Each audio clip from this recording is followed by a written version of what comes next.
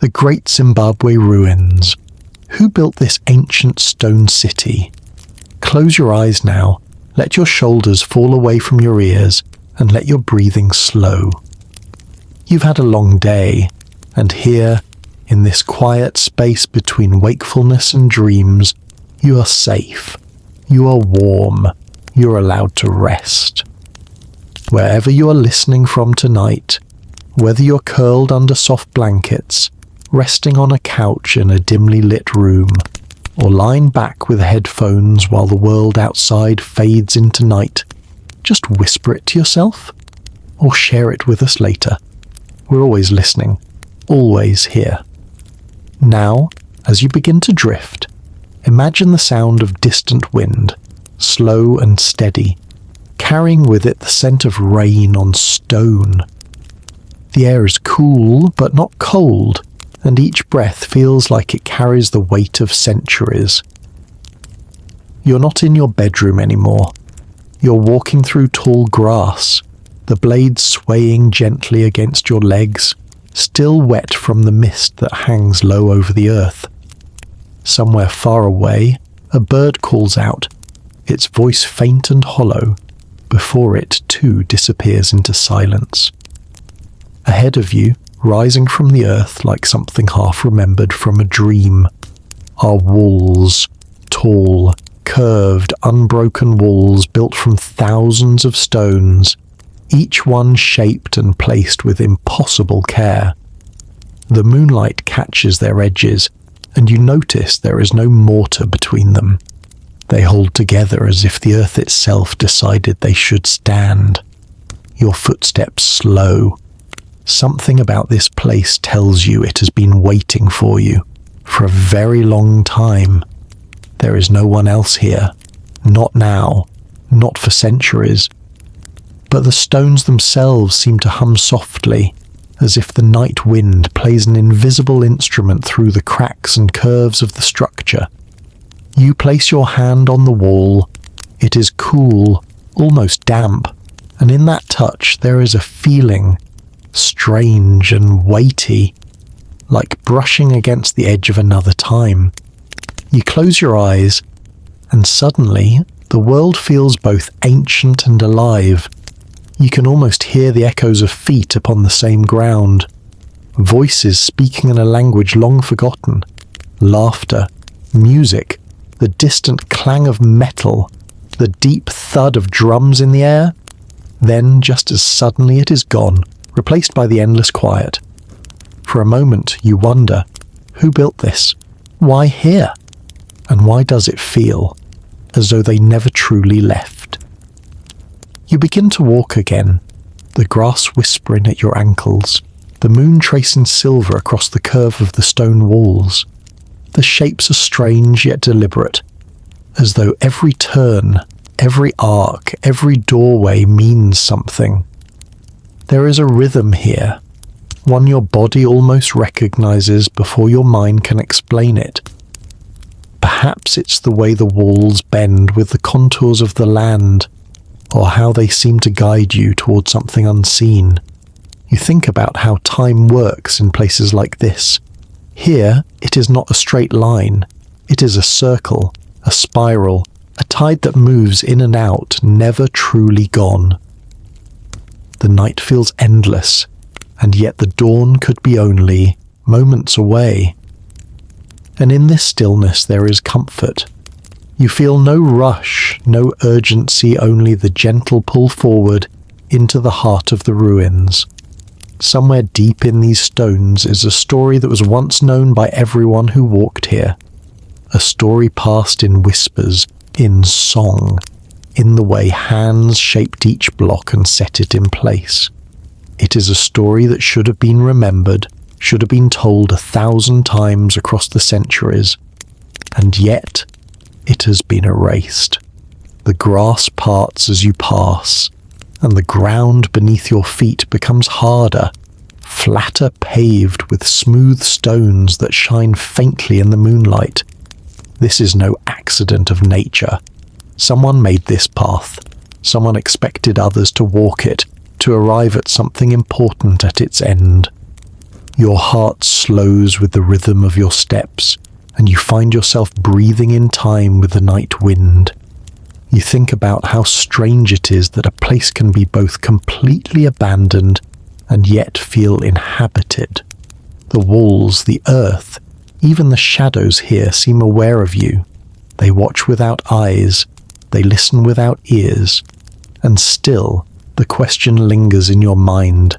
Why did they build this city of stone? Why did it stand for so long? And most hauntingly, why was its story hidden away, as though the world was not meant to remember? The air thickens slightly, as if the mist has deepened. The moon disappears behind a passing cloud, and for a moment the walls around you become only shapes in the dark. You pause, letting your hand brush along their surface, tracing the smoothness of stone worn by centuries of wind and rain. A deep stillness settles in your bones. You realize this is not a place you discover. It is a place that allows you in when it chooses. A place that holds its secrets close and only offers glimpses to those willing to move slowly, to listen, to feel. You take another step, then another, letting the path guide you. In the quiet, you begin to imagine the lives that once filled this place. The flicker of firelight against stone, the sound of children running between the walls, the murmur of voices in the marketplace, the scent of spices and earth mingling in the air. Somewhere in that imagining, the ruins begin to breathe. Time stretches thin here. The past and the present weave together like threads of the same fabric, and you feel them both brushing against you. You're standing where countless others have stood, looking up at the same moon, breathing the same cool night air. And maybe, just maybe, they are looking back at you across the centuries. As the cloud drifts away and the moonlight returns, you notice something at the edge of the wall, an opening, narrow and deliberate, like an invitation. Beyond it, the darkness is deeper, the air heavier. You know that if you step through, you will begin to find the answers you seek. But you also know that answers often come with more questions. So you stand there, in the quiet, the stone, the shadow, the silence, and you breathe. You let your body grow, heavier, your thoughts grow slower, until the world feels soft around you. Somewhere, far away, the night wind moves again, carrying with it a single, unspoken promise that this place remembers everything, even if you do not. And as you prepare to step through that opening, the question lingers like a heartbeat in the still air. Who built this city of stone? And why did they let it be forgotten? You take a step forward, and the narrow opening swallows you into its embrace. The stone walls on either side rise higher than you can see in the dim light, their surfaces uneven but purposeful, every curve telling of hands that knew their craft. Your fingertips brush against the cool granite as you pass through, and the texture sends a quiet shiver up your arm. The air changes instantly cooler, stiller, carrying with it the faint scent of moss and damp earth. It feels like stepping into another world, one cut off from the wind, the stars, and perhaps even from time itself. You pause for a moment to let your eyes adjust. Shadows stretch long along the pathway ahead, and the moonlight filters in only in slivers, painting pale lines on the ground. Somewhere beyond the next bend there is a faint echo, a sound so soft you cannot tell if it is the whisper of leaves or the distant memory of voices. You breathe deeply, slow and steady, feeling your chest rise and fall as if matching the rhythm of this place. The stones here have stood for centuries, perhaps longer than the stories we know. Imagine them, being cut from the earth, shaped with tools whose marks have long since been smoothed away by weather and time. Imagine the countless feet that must have walked here, carrying baskets, leading children by the hand, wearing paths into the ground. These people are gone now, but their presence lingers in ways you can feel but cannot measure. You wonder if the builders knew that their work would outlive them.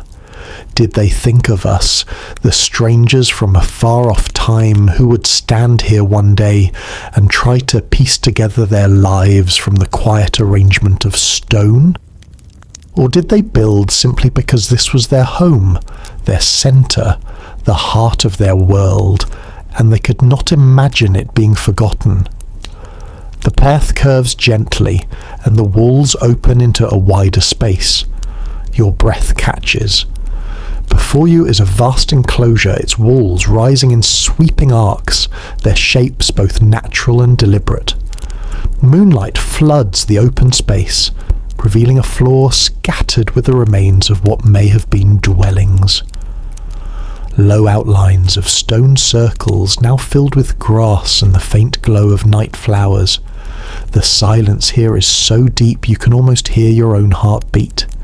You walk slowly into the centre, turning in place to take it all in.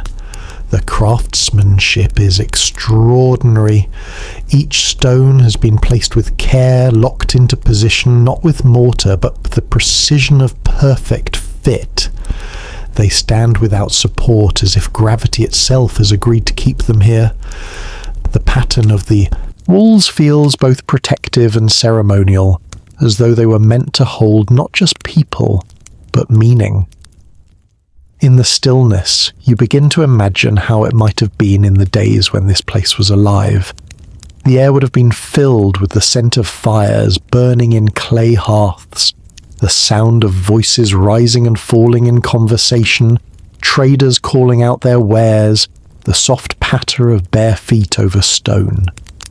Above it all, the sky would have been as clear as it is tonight, scattered with stars, the same stars you see now. And yet, despite all that life, despite all the years, so much has vanished. No scrolls, no books, no carved tablets remain to tell their story in their own words. The city speaks only in stone, and in the silence between its walls. It is in those gaps between what is known and what is not that your mind begins to wander. Perhaps these walls once echoed with festivals, music and rituals that bound the community together.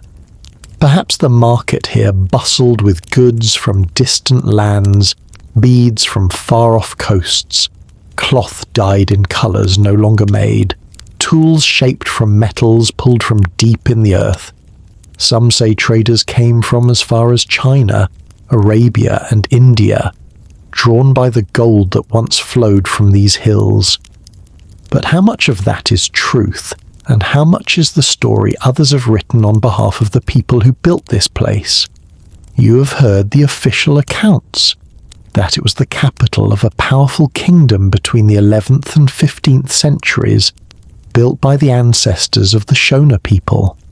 You have also heard the doubts and contradictions artifacts buried here that seem older than the accepted timeline.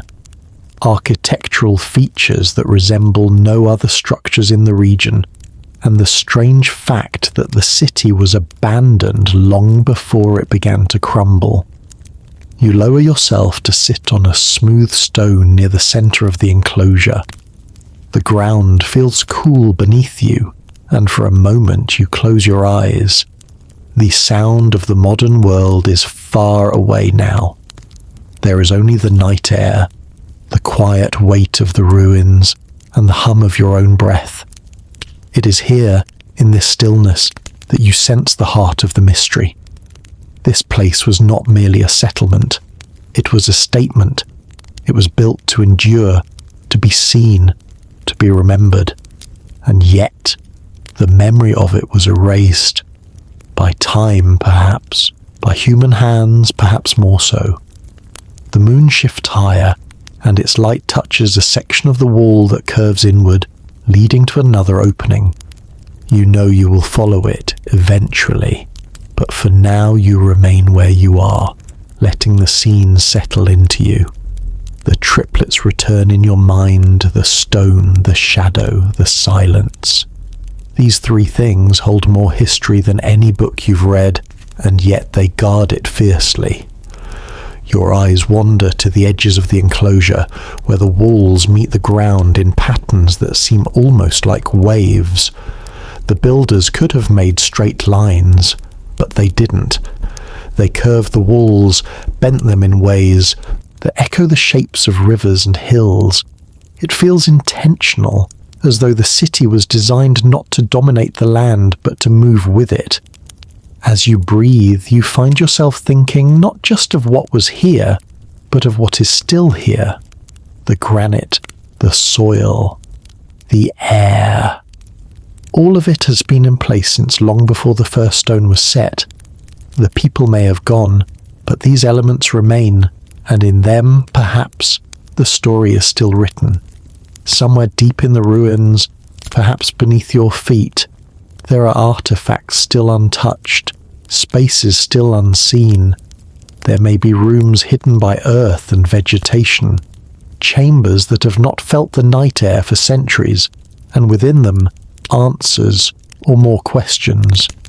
You open your eyes, and the thought lingers. Maybe the builders are not truly gone. Maybe they're here in ways we cannot measure, in the shape of the walls, in the quiet persistence of this place, in the way the wind moves differently within its boundaries. You stand again, your body slow and relaxed, and glance toward the next opening.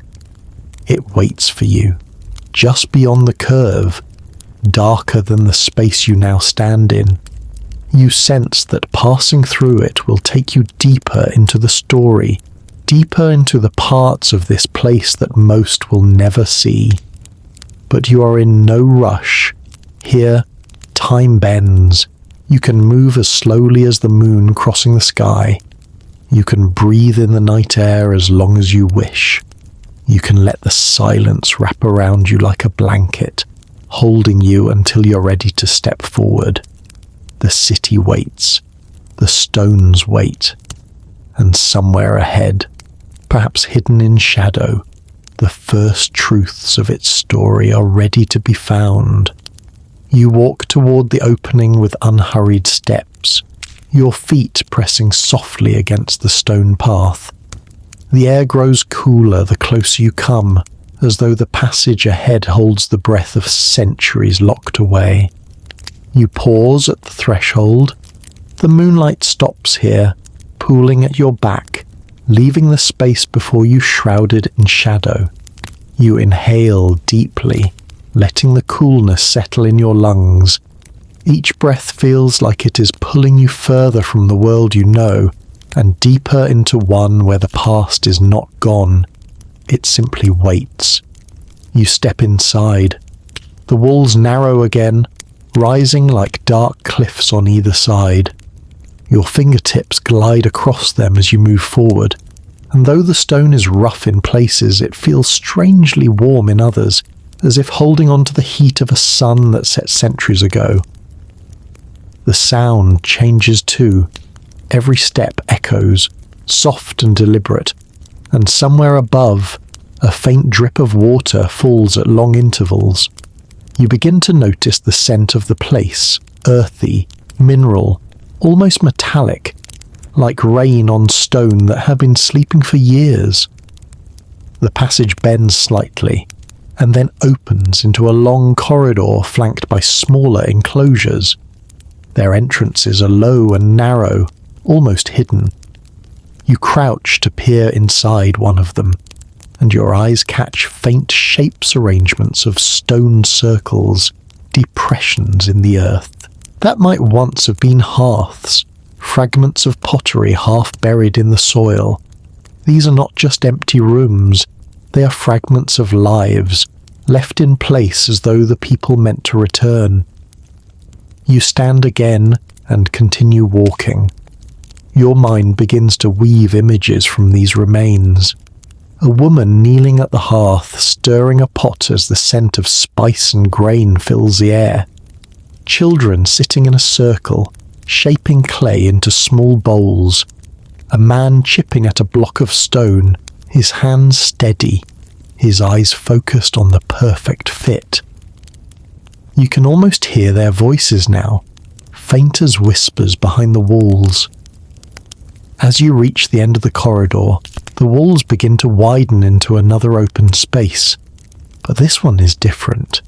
The ground here is uneven, sloping gently downward toward a central point. Around its edges are flat stones set upright in the earth, their surfaces smoothed with care. You walk slowly around them, tracing your fingers across their edges. They feel deliberate, as though marking something important, perhaps a meeting place, perhaps a place of ritual. You kneel near one of these stones and close your eyes. You picture the scene as it might have been.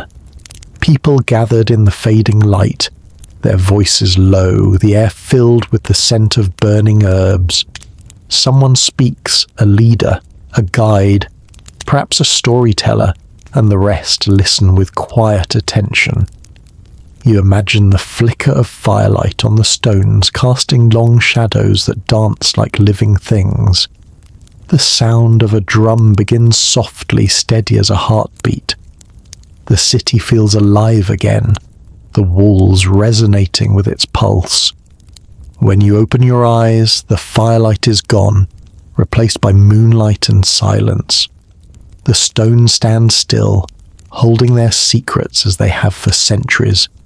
You feel the weight of that secrecy, the way it presses gently against you, not unwelcoming, but firm-like, a hand resting on your shoulder, reminding you that you are only passing through. You rise and walk toward another passage leading away from this space. As you step into it, you notice the walls here are slightly different. The stones are smaller, more uniform, fitted together in precise lines. They almost shimmer in the dim light, the granite flecks catching the glow. You wonder if this section was newer, built later, or perhaps was meant for something different altogether. Your thoughts turn to the builders themselves. The official record says they were the ancestors of the Shona people, that they built this place between the 11th and 15th centuries, that it was the heart of a vast and wealthy kingdom. The story is simple, tidy, fitting neatly into history books. But as you walk these corridors, you feel the truth is not so simple. There are hints, artifacts from distant lands, walls whose methods do not match the tools of their supposed era, and the enduring question of why the city was abandoned when it was still strong. The walls part again, leading you to an elevated platform. From here, the view stretches over, the tops of lower walls across the curves and arcs that wind like rivers of stone.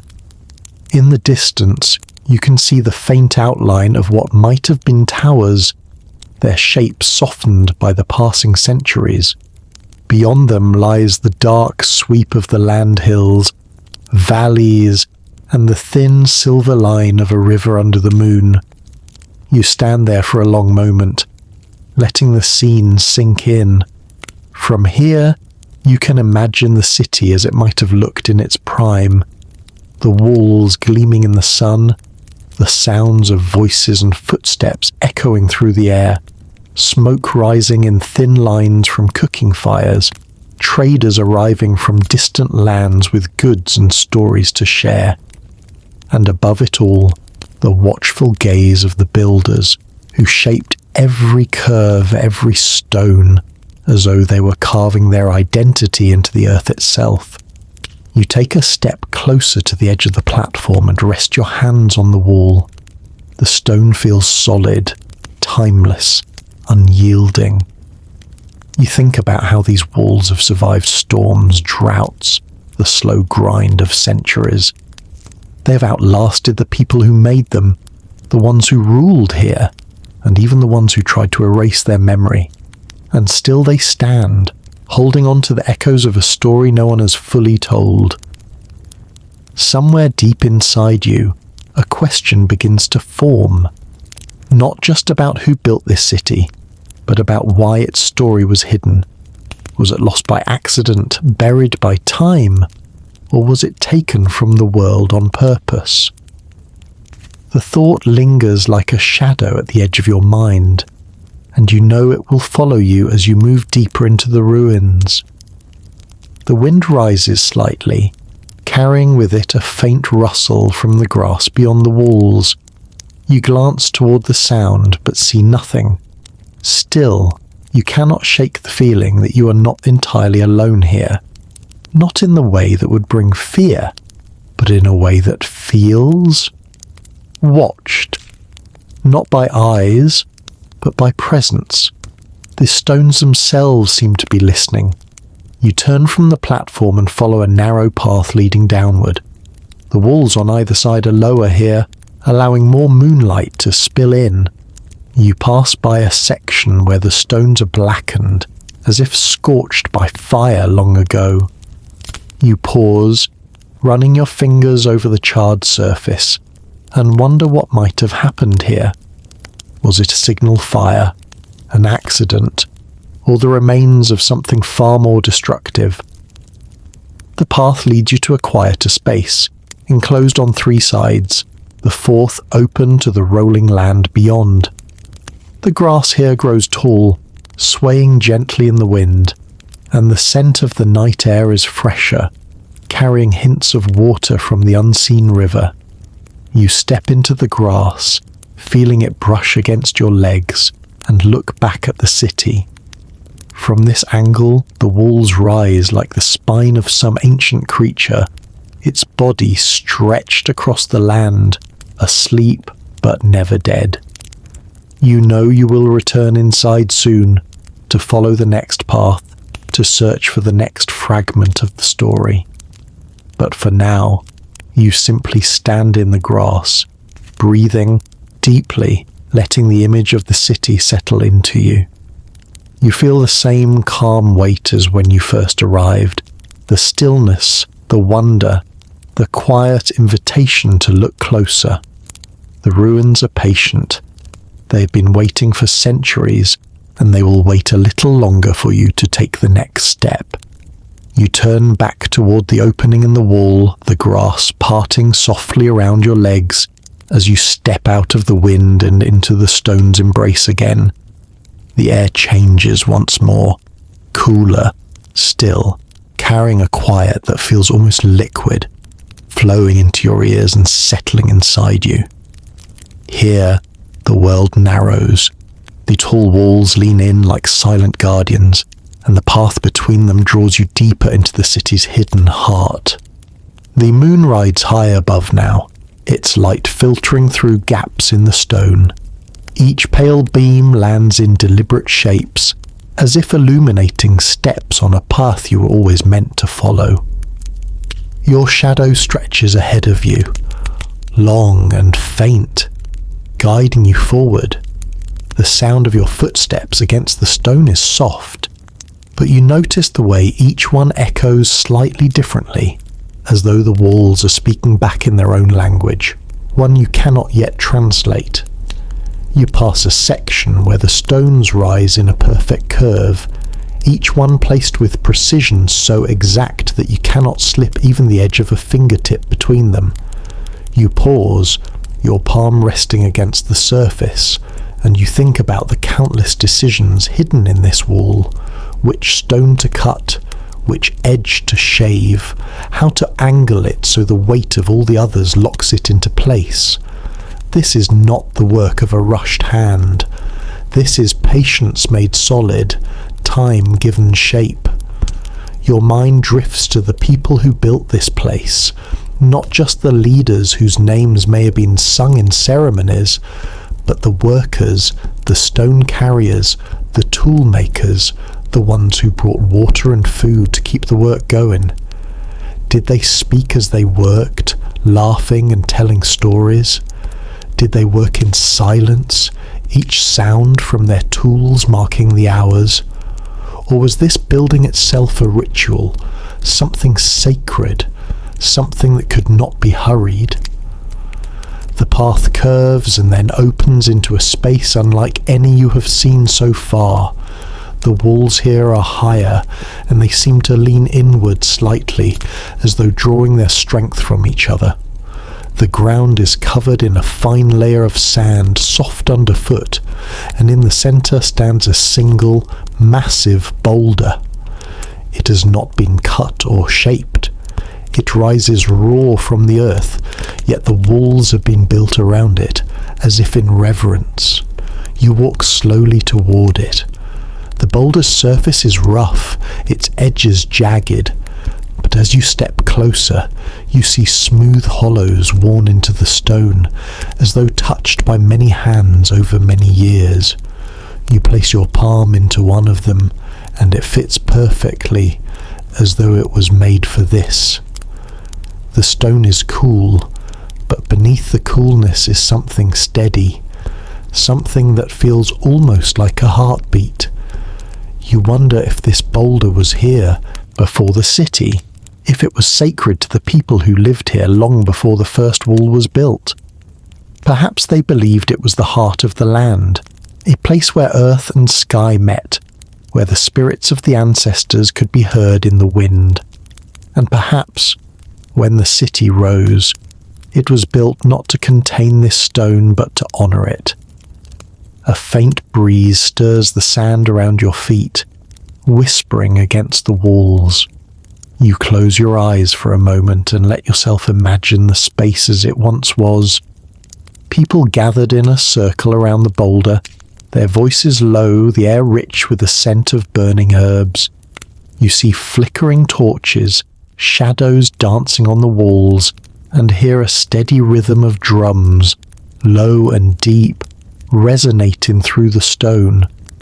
Then, as quickly as the vision comes, it fades, leaving only the moonlight and the quiet. You step back from the boulder and let your gaze wander over the high walls. They're different from the others you've seen. Less about enclosing and more about holding the space together. It feels like a place where decisions were made, where stories were told, where the city's heartbeat could be felt most clearly. A narrow exit leads away from the space and you follow it, the sand giving way once more to flat stone under your feet. The passage slopes gently downward, and as you move, you notice the air becoming warmer, as though you're descending toward a place that remembers the sun.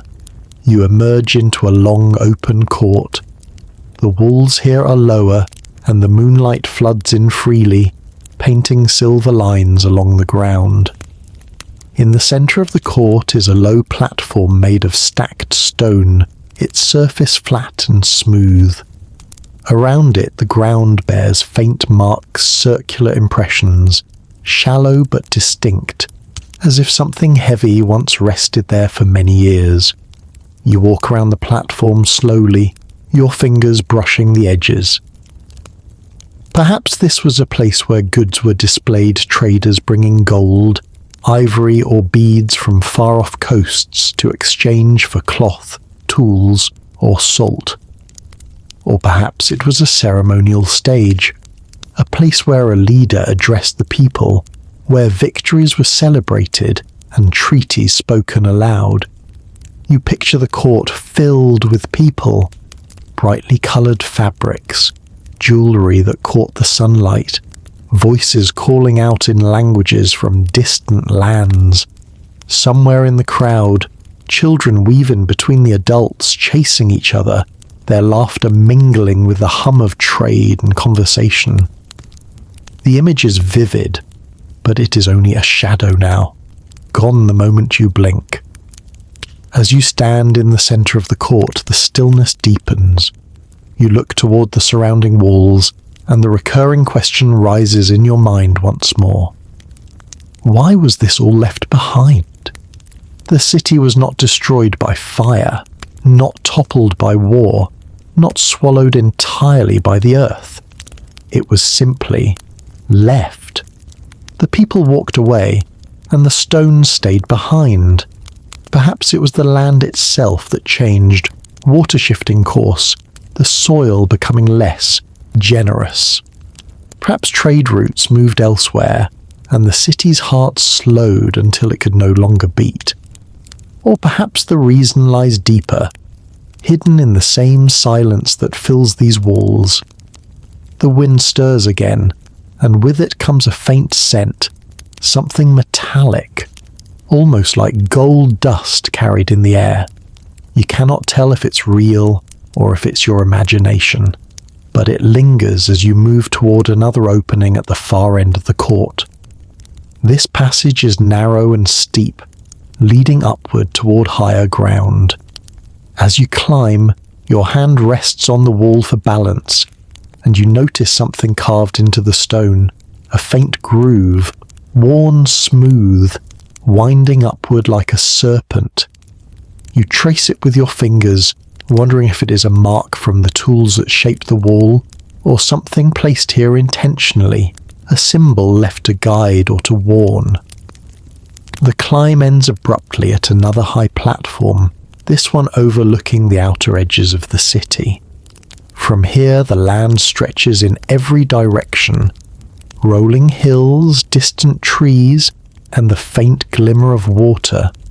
You can see how the city fits into the earth, how its walls curve with the land, how its pathways seem to mirror the patterns of rivers and ridges.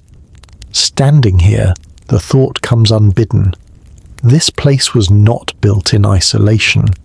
It was connected to the land, to distant peoples, to stories carried by wind and trade. The ruins may be silent now, but once they were a voice. You take a slow breath and let it out. The night is deep around you, the air cool against your skin, and the stones steady beneath your feet. The city waits, patient as always, and you feel its presence pressing gently at the edge of your thoughts. You know there is more ahead and more walls to walk, more shadows to step into, more whispers to hear. And so you turn, ready to follow the next path, deeper into the quiet heart of the great Zimbabwe ruins. The path down from the platform is gentle, the slope covered in patches of grass that catch the moonlight like silver threads. Each step feels measured, as if the city itself is guiding your pace, unwilling to let you rush through its memory. You trail your fingers along the wall as you go, feeling the subtle variations in texture, the faintly smoother stones that must have been touched more often, the rougher ones that seem untouched for centuries. It is a silent record of human presence, written not in ink but in wear. At the bottom of the slope, the walls draw closer together again, narrowing into a corridor where the air feels different, heavier, almost expectant. The moonlight fades here, replaced by darkness that breathes faintly against your skin. You pause and listen. For a moment there is nothing but the sound of your own breath, slow and steady. Then, faintly, you think you hear a low, rhythmic sound, like the far-off beat of a drum.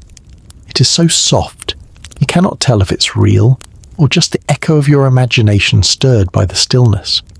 You move forward, your steps careful.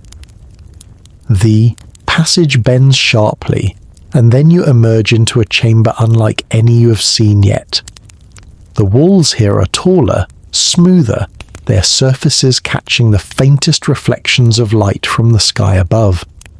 The ground is paved with large flat stones, each fitted so perfectly to the next that the seams are barely visible.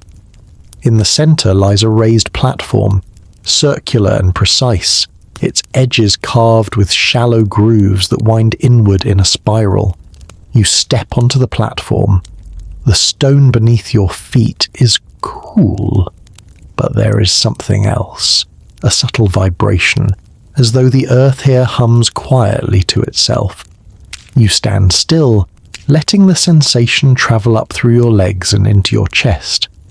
It's not loud enough to be sound, not strong enough to be motion. It's simply presence. You imagine what might have taken place here. Perhaps it was a place of gathering, where the people stood in a circle to listen to their leaders or their elders. Perhaps it was a place where oaths were spoken, decisions made, and the fate of the city guided.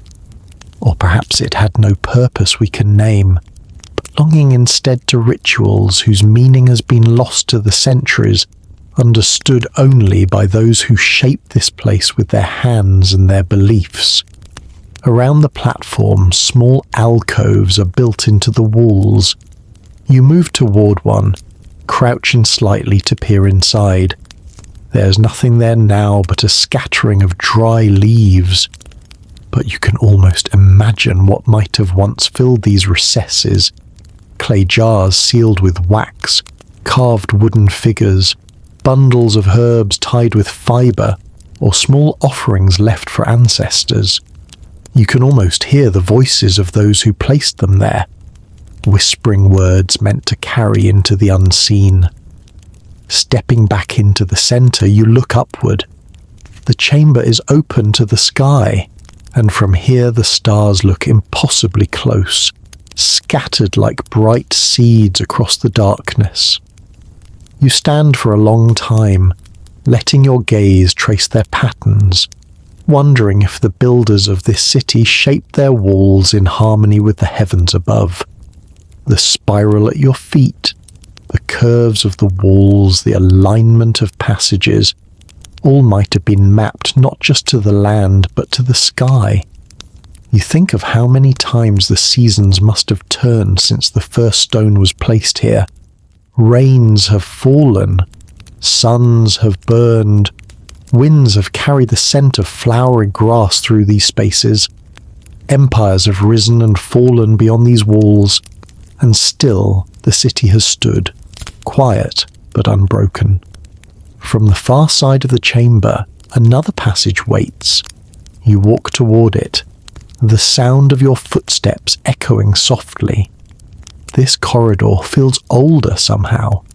The stones are darker, their surfaces rougher, as though they were pulled straight from the earth and set here without polish. They are larger, two great blocks that seem too heavy for any group of people to lift without the help of something more than muscle. You think of the labour it would take, the cooperation, the sheer will to bring these into place. It is a kind of willpower. Modern cities rarely know a patience that stretches across lifetimes. The corridor descends slightly, and the air grows cooler again. Soon, you find yourself standing at the edge of a space that takes your breath away. It is vast, open, and shaped like a shallow bowl. The walls curve gently upward, forming a natural amphitheatre, and at the far end, a tall structure of stone rises like a sentinel. Its surface is different from the others you have seen, marked with faint patterns, almost like carvings worn nearly smooth by time. You walk across the floor, each step sounding small against the size of the place. When you reach the tall stone, you place your hand against it and feel the faint ridges of its markings. They're too worn to read if they were ever meant to be read, but you cannot shake the feeling that they hold meaning still. Perhaps they were symbolic, representing ideas or stories. Perhaps they marked the passing of seasons or told the origin of the city itself. Standing there, you imagine this amphitheatre filled with people. The air would have been alive with sound voices rising in song, the deep thud of drums, the call of horns echoing against the stone walls. At night, torches would have lit the scene, the flames casting the crowd in flickering gold. You imagine the leader standing before them, raising a hand for silence, the firelight catching on ornaments of metal and stone. Words spoken here would have carried not just to every ear, but into the memory of the city itself. You take a slow breath and let it out.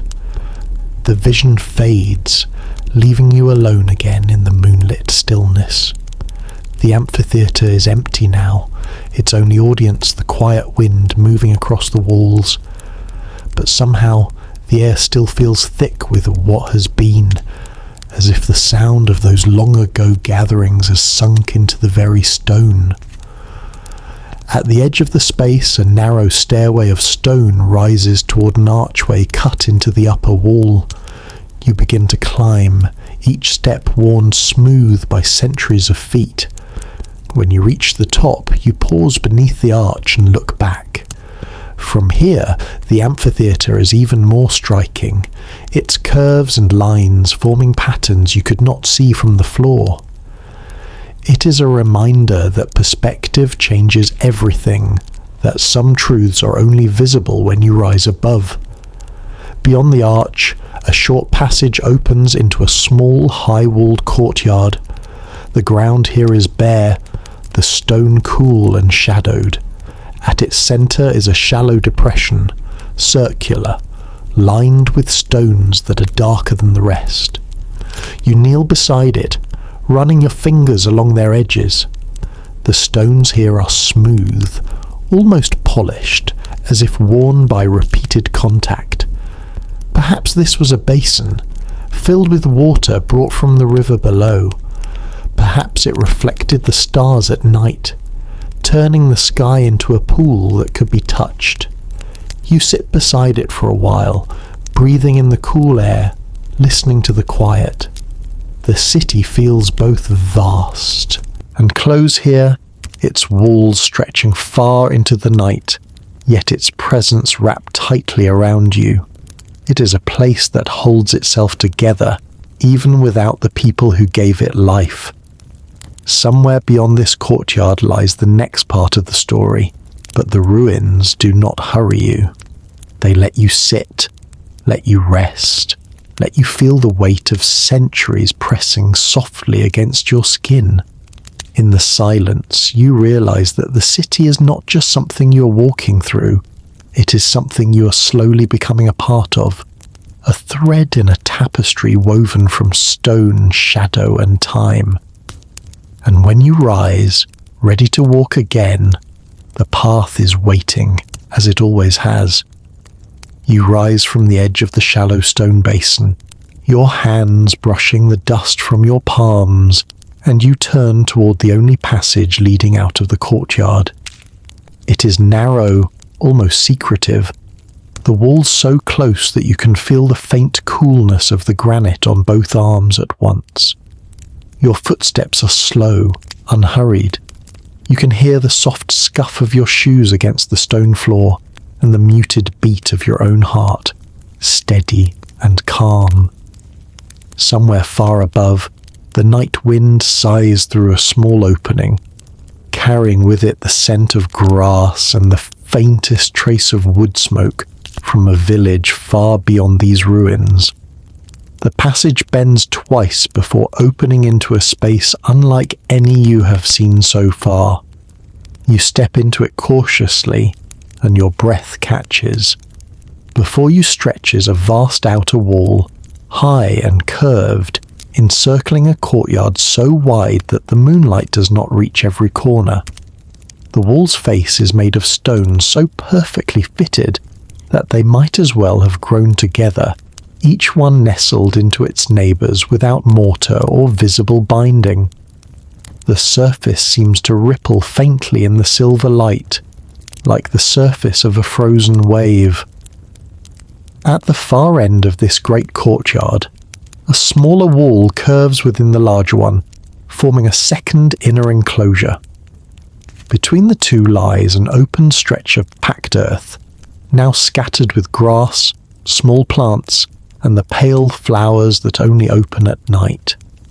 You take a step forward, and the air here feels different, open, expansive, yet somehow guarded, as though the walls themselves are watching you.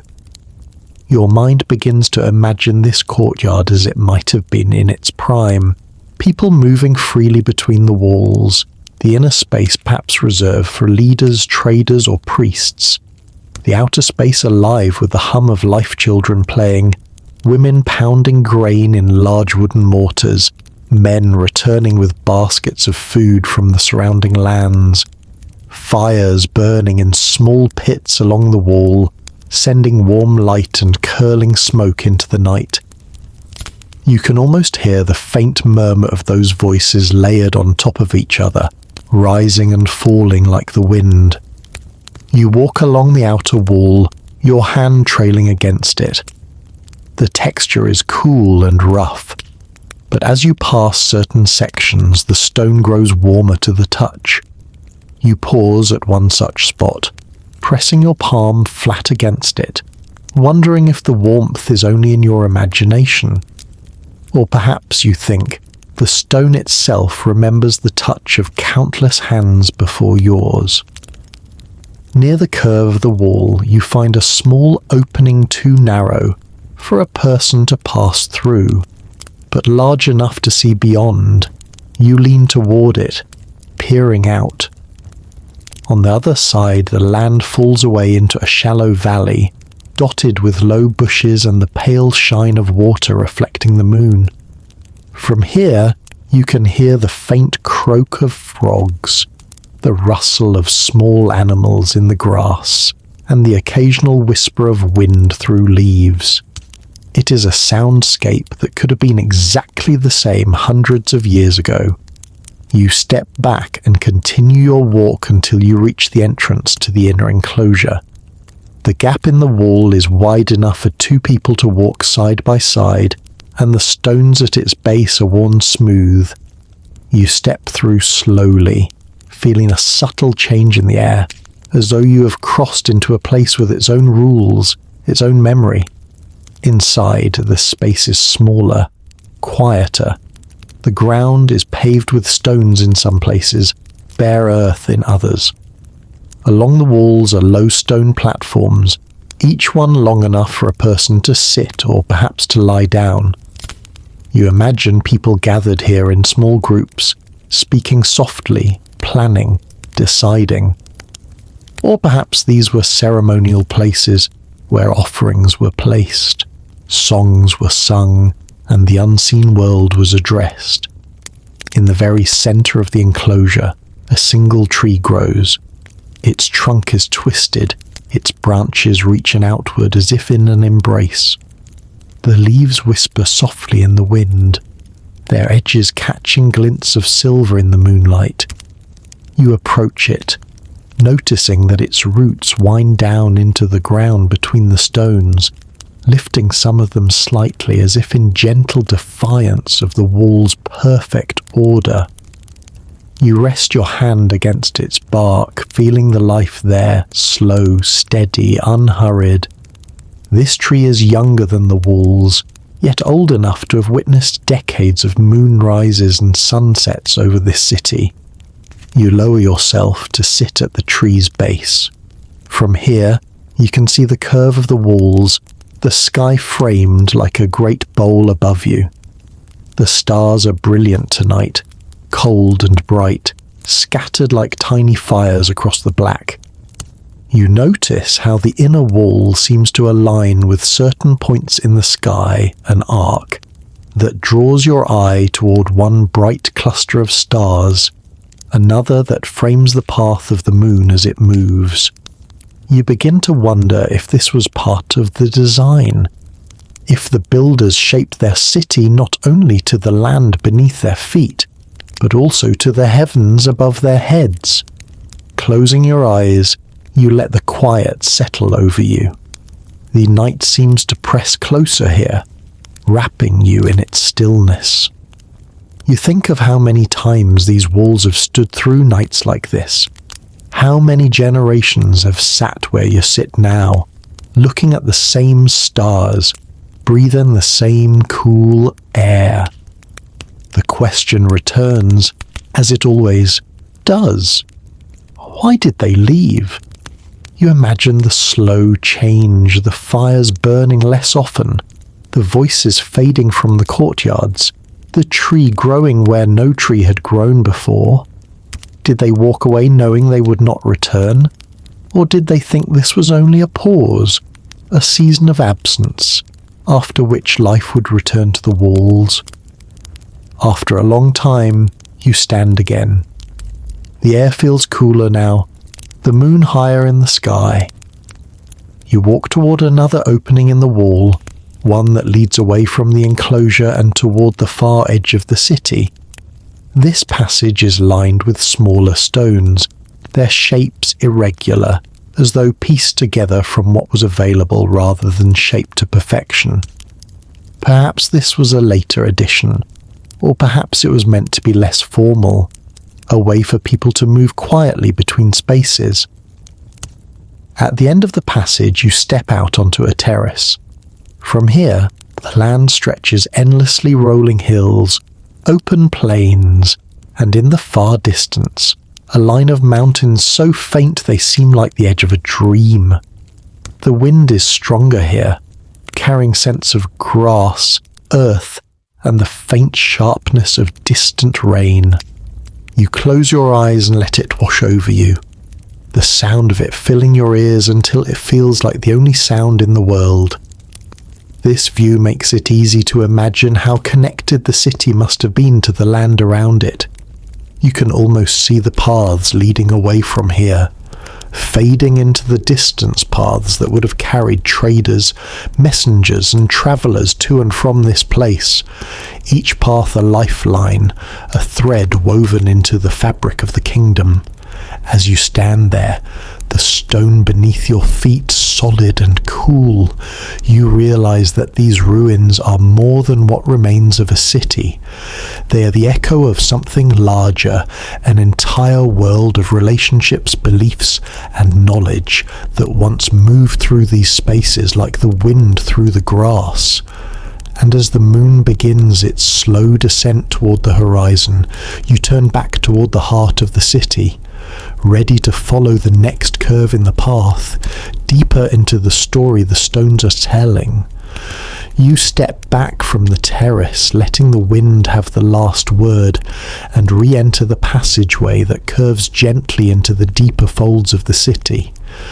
The air here is cooler, the kind that settles against the skin and slows the heartbeat, as though reminding you that what you're walking into has waited a very long time. The walls on either side lean slightly inward, their upper edges catching a soft shimmer of moonlight, enough to guide you without breaking the shadows. The path leads you downward into a low, wide space that feels sheltered from the wind.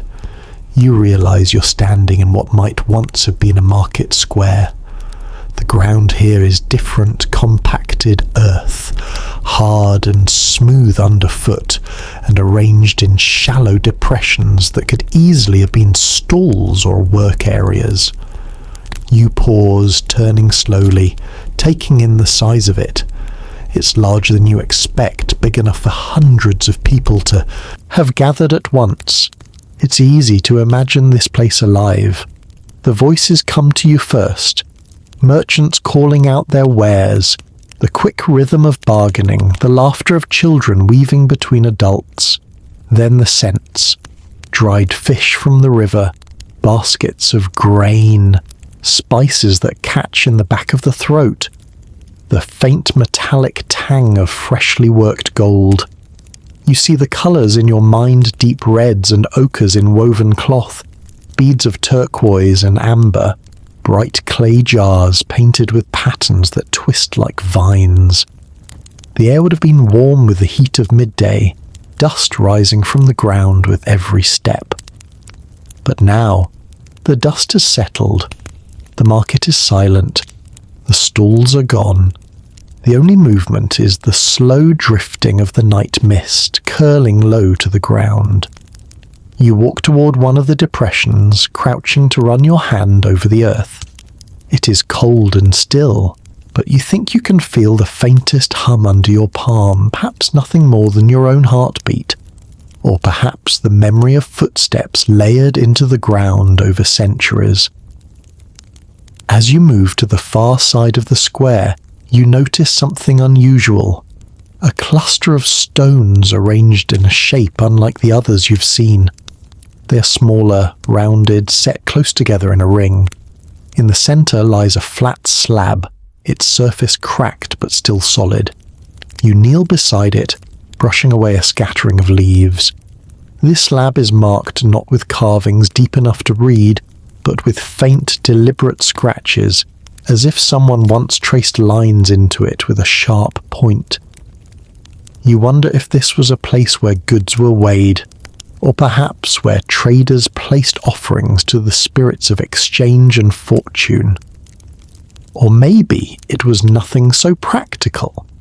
Maybe it was a meeting point, a marker that everyone in the market would recognize, a place where news was shared and deals were sealed with a handshake. Rising again, you take in the space once more. The walls here are lower, their stones less uniform, as though they were built quickly or repaired often. It makes sense. A market would have been a place of change, walls expanded to make more room, openings shifted to guide the flow of people. The life of the city would have pulsed strongly here, and with it, the need for constant movement. At the far edge of the square, a narrow opening leads into another section. You step through and find yourself in a series of smaller enclosures, each with its own character. One is paved with large, flat stones, its surface worn smooth. Perhaps a space for craftsmen to work where tools rang against metal or stone. Another has a shallow pit in its centre, blackened with what could only be the memory of fire. You picture a forge here, the glow of molten metal casting flickering light on the faces of those who shaped it into tools, ornaments, or trade goods. In one corner, half buried in the earth, you notice a fragment of pottery. You crouch and lift it gently. It is curved, the clay a deep reddish brown, its outer surface decorated with tiny repeating patterns, lines, dots and swirls that seem to mimic the flow of water. You turn it over in your hand, wondering whose fingers shaped it, whose lips might have touched the rim when it was whole. Then you set it back down exactly where you found it. The city does not seem to want you to take anything, only to notice.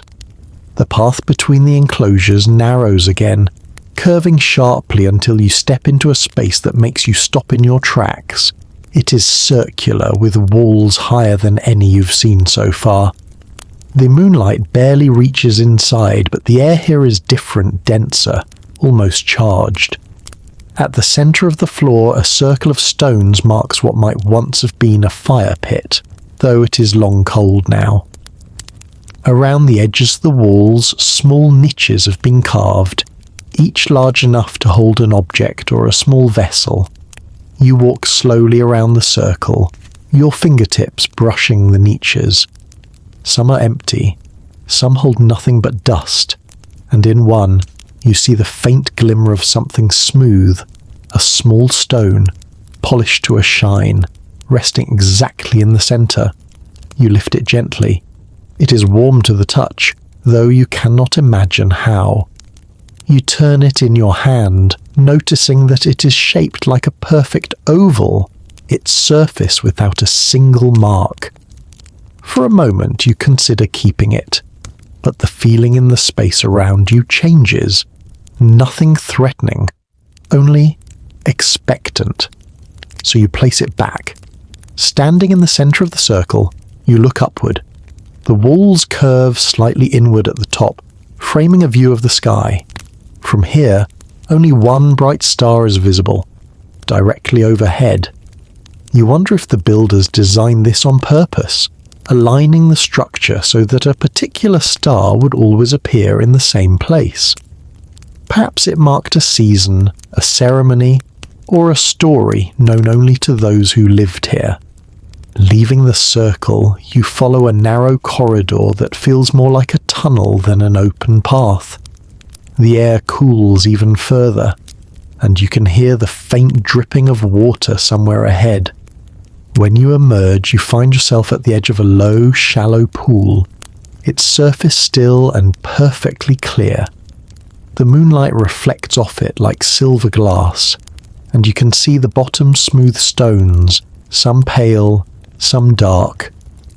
You kneel and dip your fingers into the water. It is cold, shockingly so, and it sends a small thrill up your arm. You imagine this place as it once was, perhaps a source of drinking water, perhaps a sacred pool used in rituals of cleansing or blessing. The walls around it are unmarked, their simplicity drawing all attention to the water itself. You stand and look back the way you came. The market square, the craftsman's spaces, the sacred circle, and now this pool, they feel like pieces of a larger puzzle, each one a layer of life in the city. You are beginning to see how it might all have fit together, how the people here might have moved from one space to another, carrying goods, stories, and traditions with them. But there is still so much more. The city stretches beyond what you can see, and each turn in the path holds something you have not yet imagined. The thought fills you with both calm and anticipation, a slow, steady pull deeper into the heart of the mystery. And so you step back from the pool, letting the reflection of the moon ripple once as you move on. The sound of your footsteps carrying softly into the waiting dark. You leave the pool behind, following a narrow channel between the walls where the moonlight falls in a thin silver ribbon along the ground. The air here feels different, warmer, carrying the faint scent of wildflowers mixed with the sharper smell of damp stone. Your footsteps are almost soundless, as if the city itself has laid a soft path for you to walk, leading you towards something it has kept hidden until now. The channel widens slowly until you find yourself standing before one of the most impressive structures you have yet seen. The wall ahead of you rises high, its stones massive and perfectly aligned, curving inward as it climbs. The shape draws your gaze upward, where the top meets the sky in a gentle arc, framing the pale glow of the moon. It feels like standing before a gateway, not one made to keep people out, but one meant to guide them in. You step closer, noticing that the stones near the base are larger than those above, each one fitted so tightly against the next that the seams seem almost invisible. There is no mortar, no visible binding, only the perfect union of shapes, each stone finding its place in a pattern so precise it feels inevitable. You place your hand against the wall, feeling its coolness seep into your skin. It is steady, solid, and yet there is something alive in it, a quiet pulse you can't quite explain. The entrance is wide, framed by two massive vertical stones. As you pass between them, you feel a subtle change in the air, a coolness that wraps around you, the faint hush of sound as if you've stepped into a quieter world. On the other side, the ground drops slightly, revealing a broad, open space surrounded by walls that seem to fold in on themselves like the petals of a great stone flower. In the center stands a structure unlike anything you've encountered so far. A tall, conical tower built entirely of stone, its surface smooth and unbroken. The base is wide, narrowing gradually as it rises, until it ends in a flat top just below the height of the surrounding walls. There are no doors, no windows, no openings of any kind. It stands in perfect silence, a sentinel from another age. You approach slowly, circling the tower. The closer you get, the more you sense its weight. Not just the physical weight of the stone, but the gravity of its presence. It feels older than the walls around it, as if it has been here longer than the rest of the city. Perhaps even before the city existed at all. You reach out to touch it, and the stone is cooler than the air, almost cold enough to make you pull your hand back. Historians have debated the purpose of this tower for generations. Some say it was a granary, a place to store food for the people. Others believe it was a symbol of power, a monument to the rulers who built it. And then there are those who think it was something else entirely, something ceremonial, perhaps even sacred, its meaning lost to time. You imagine what it might have looked like in its prime. Perhaps the walls were brighter, the stones newly cut, the ground around it swept clean and free of the grass that grows here now.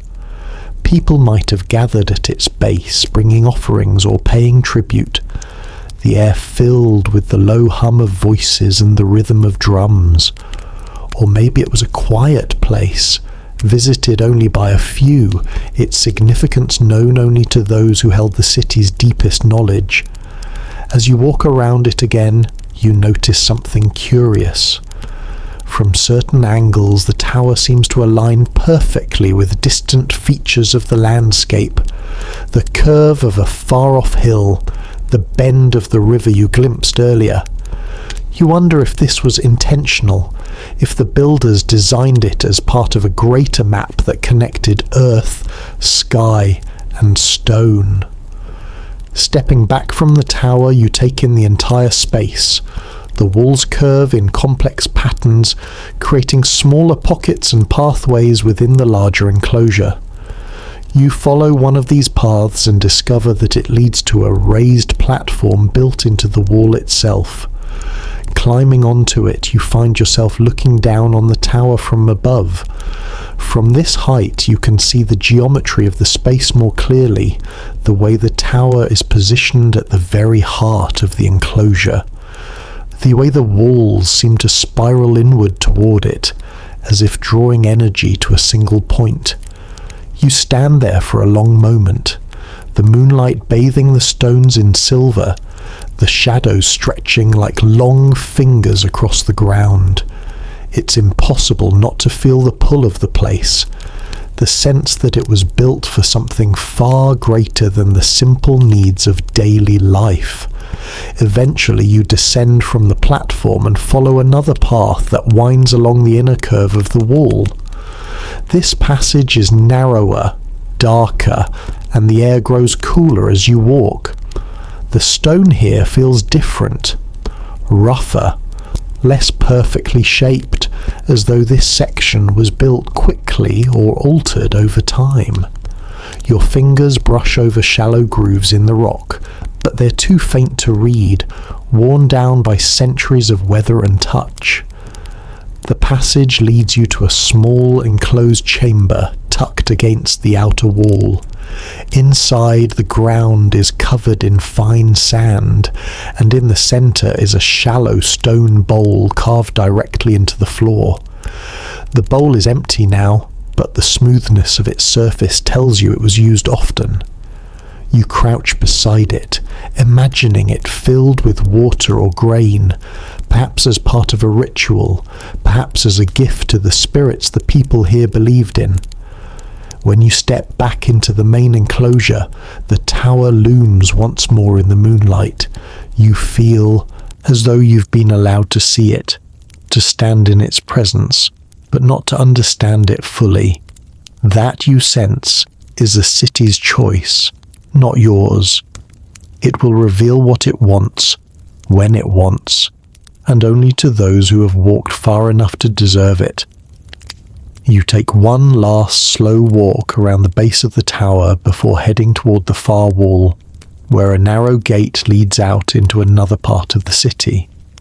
Passing through it, you glance back once, the tower framed perfectly in the arch of the gate, its silent form standing watch over everything. Beyond the gate, the path slopes downward again, and the wind returns, brushing gently against your face as if to remind you that the world outside these walls still exists. But here, in the great Zimbabwe ruins, the past feels closer than the present, and the stones seem to speak in a language older than words. You follow the path deeper into the shadows, knowing that the city still has more to show you, more to whisper, more to remember. The path narrows again, winding between walls that feel closer, tighter, almost like a canyon shaped not by water, but by human hands. The moonlight can't fully reach this place. Instead, the dim glow catches the upper edges of the stone, leaving the ground in deep shadow.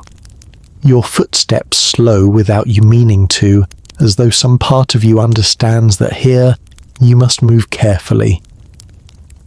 The walls on either side rise high and curve gently inward, muffling the sound of the wind. Ahead, the path bends, and you begin to hear something, a soft rustle, not the movement of leaves, but something lighter, almost like the flutter of fabric. You pause, listening. The sound fades, replaced by silence so thick it seems to press against your ears. Then it comes again, faint, fleeting, before vanishing into the stillness. You walk on, each step measured, until the bend opens into a wider space. The moonlight falls here in a broken pattern, filtered through the branches of a single large tree that grows from the center of the enclosure. Its roots spread out over the ground, weaving through the gaps between stones, as though they've been here since the city was alive. The tree's bark is pale, almost silver in the light, and its leaves shift faintly in the breeze, their undersides catching flashes of white like tiny signals in the dark. You step closer, drawn by something you can't name. Around the base of the tree are small stones, arranged deliberately in a circular pattern. Some are smooth and round, others rough and jagged, each placed so their edges almost touch. Between them the earth is bare, free of grass or weeds, as if kept that way by unseen hands. Kneeling, you run your fingers over one of the stones. It is cool, but not cold. As your hand lingers there, a thought comes unbidden. This is not decoration. This is a marker. Perhaps it marks a grave. Perhaps a meeting place. Perhaps something even older than the city itself.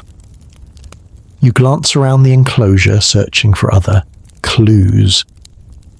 Against the far wall, partially hidden in shadow, is a narrow shelf of stone built directly into the wall. You walk toward it, and as you draw near, you see that objects rest there, small, simple things. A piece of carved wood, smoothed by touch, a fragment of pottery with a swirl pattern etched into its surface, a single bead of deep blue glass. They are not arranged in any obvious pattern, but each one feels deliberate, placed with intention. You imagine people coming here quietly, perhaps at night, leaving something behind in the shelf for reasons known only to them. Perhaps they spoke to the tree, or to the earth beneath it, or to the spirits they believed moved through this place. You can almost see them now, moving with quiet purpose, placing their offerings in silence, then stepping back and leaving without looking over their shoulders. You step back from the shelf and let your gaze drift up the tree's trunk. Its branches reach high, spreading wide over the enclosure, almost touching the top of the surrounding wall. The moonlight catches on the bark, and for a moment, the twisting patterns in it look like shapes' faces, perhaps, or symbols you can't quite read. You blink, and they vanish, leaving only the rough, pale surface of the tree. Moving slowly, you walk to the far side of the enclosure, where a narrow archway leads into a smaller, darker space. The air here is cooler, carrying the faint scent of damp earth. The ground underfoot changes from stone to packed dirt, and the walls feel closer again. You can hear the faint drip of water somewhere ahead, slow and steady, like the ticking of a clock. The corridor opens into a chamber no larger than a small room. Its walls are rougher here, the stones less uniform, as though this was carved quickly, perhaps out of necessity. In the center of the room is a shallow depression filled with water so still it looks like glass. The surface reflects the faint light from the entrance, making it glow softly in the darkness. You crouch beside the pool, looking into its depths. The water is perfectly clear, and at the bottom you can see a scattering of smooth stones, each one pale against the dark earth. The drip you heard earlier falls into the pool from a small crack in the wall, sending faint ripples across the surface. You reach out and let your fingertips touch the water. It is cold, sharper than you expect, and the sensation lingers in your skin long after you pull your hand back. Perhaps this was a sacred spring, its water drawn for rituals or for healing. Perhaps it was a place where travellers cleansed themselves before entering the deeper parts of the city. The air in the room feels different, heavier, as though it is holding something close.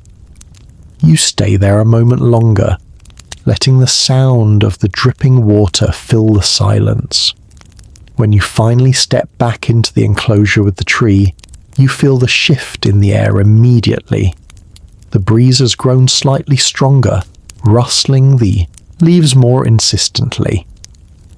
You glance at the shelf of offerings again, and in the moonlight, the bead of blue glass seems to catch a spark of light that wasn't there before. It fades almost instantly, leaving you wondering if you truly saw it at all. You walk to the opposite side of the enclosure, where another opening leads you onward. The passage here is wide enough for several people to walk side by side, and the walls curve gently away from each other, as though inviting you forward. The moonlight is stronger here, revealing more of the texture of the stones, their uneven edges, the faint discolorations from centuries of weather. The path leads upward, and soon you find yourself standing at a higher vantage point, looking down on the enclosure you just left. From above, you can see the perfect symmetry of the stone circle around the tree, the way the roots spread outward like the lines of a map, connecting to the walls themselves. It strikes you that this place might have been a center of something, not the whole city, but a spiritual heart, a point where life and belief intertwined. You stand there for a long moment, the wind brushing against your face, the sound of the leaves below blending with the distant calls of night creatures beyond the walls.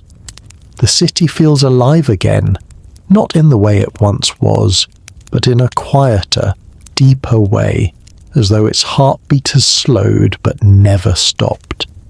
When you finally turn to leave the vantage point, the path curves sharply, leading you into shadow once more. The air cools, and the sound of the wind fades, replaced by the faint hum of silence that seems to live in the stones themselves. You know you are moving deeper again, towards something older, something the city has kept hidden for a very long time. And though you cannot yet see it, you can feel its presence ahead, waiting, as everything here waits, in the stone, the shadow, and the silence.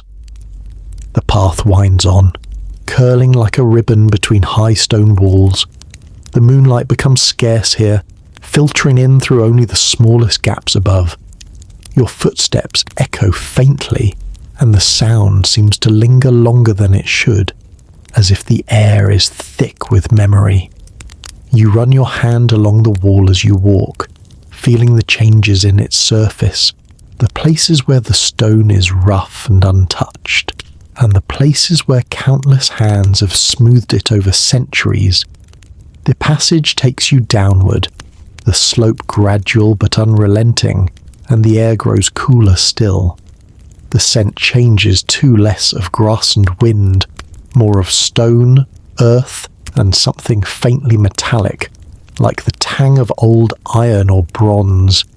You can almost imagine this is the breath of the city itself, exhaled slowly through the corridors that bind it together. At last, the walls open out into a wide, low-roofed space. It takes a moment for your eyes to adjust. The ceiling is not flat, but formed by large, leaning stones, each propped against the other in a way that seems both precarious and impossibly stable. The effect is like standing beneath the ribs of some enormous sleeping creature. You step forward slowly, your movements quiet. The floor here is not smooth stone but uneven earth, as if untouched by builders. In the centre of the room lies a large, shallow depression filled with darker soil than the rest. Scattered across its surface are fragments, chips of stone, broken pottery, and something else that catches your eye. A piece of metal, green with age. The patina covering what might once have been a sharp edge. You crouch and pick it up. It is heavier than it looks, cold even in the warmth of your hand. The shape is difficult to place, too small for a weapon, too crude for ornament. Perhaps it was a tool. Perhaps it was something else entirely, its purpose long since erased by time. You set it back down where you found it. The city feels as though it doesn't want to lose even the smallest piece of itself. Around the edges of the chamber, the walls bear faint markings, not carvings deep enough to cast shadows, but shallow, deliberate scratches in long, winding lines. They might be decorative, or they might be writing, though if they are, the language is no longer known to any living person. You trace one of the lines with your fingertip, feeling the slight dip where the stone has been shaped. It is rougher than the surface around it, as though cut by hand and never polished smooth. On the far side of the chamber, a narrow archway leads deeper still. You pass through it and find yourself in a space so small and enclosed that you can touch both walls without fully extending your arms. The ceiling here is lower, and you feel the need to bow your head slightly as you move. The floor is uneven, sloping upward until the passage opens into another chamber, this one much smaller than the first. The air here is still, heavy, almost warm. The light from the moon barely reaches inside, but it glints faintly off something near the far wall. You step closer and see a line of small stones set into the ground, each one different from the others. They are arranged in a gentle curve, almost like the crescent of a moon, and in the centre of the arc lies a single larger stone, its surface polished smooth. Kneeling beside it, you notice something curious. The polished stone is not granite like the walls, but a different material entirely. It is darker, almost black, with flecks that shimmer faintly in the dim light. You place your hand on it, and it feels warmer than the surrounding air, as though it holds heat from some unseen source. You sit there for a moment, hand resting on the stone, and allow yourself to imagine what this room might have been. Perhaps it was a place of offerings, where people came in small numbers to leave gifts for the unseen. Perhaps it was a place of preparation, where something, food, water, a ritual object, was blessed before being carried to another part of the city. The crescent shape reminds you of the moon, and you wonder if this place was tied to the cycles of the sky above. When you finally stand, the warmth from the stone seems to linger in your palm, even after you step back toward the narrow passage. You make your way slowly through it, emerging once more into the larger chamber beneath the leaning stones. Now that your eyes have adjusted, you notice something you didn't see before. Near one corner of the space, partly hidden in shadow, a stairway of rough stone leads downward. It is narrow, uneven, and looks as though it was carved directly from the earth rather than built. You hesitate for a moment, then begin to descend, your hand brushing the wall for balance. The stairs take you into a place that feels entirely different from the rest of the ruins. The air is damp, the smell of earth stronger here, and the walls are no longer made of stacked stones but of the solid rock beneath the city. It feels older, less crafted, as though this place existed before the builders came and raised their walls above it. The stairway ends in a small underground chamber, its floor covered in fine sand. In the center is a shallow pit filled with water, so still it reflects your face perfectly when you look into it. The ceiling above is low, and from somewhere unseen, a single drop of water falls into the pool at regular intervals, sending out ripples that distort your reflection. You kneel beside the water and listen to the sound of the droplets. The rhythm is slow and steady, like the heartbeat of the earth. This place feels different, not just quiet, but aware. You think of the stories told in many cultures about sacred springs, places where water connects the living world to something deeper, older. Leaning closer, you notice the water has a faint shimmer, almost as if tiny particles are suspended in it.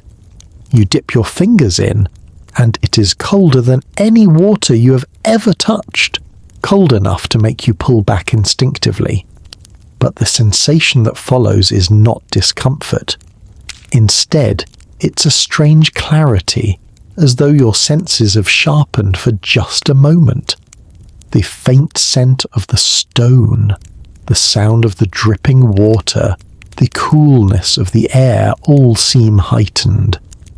You remain there for a while, simply listening and breathing. Eventually you stand and climb the narrow stairway again, emerging into the chamber with the leaning stones.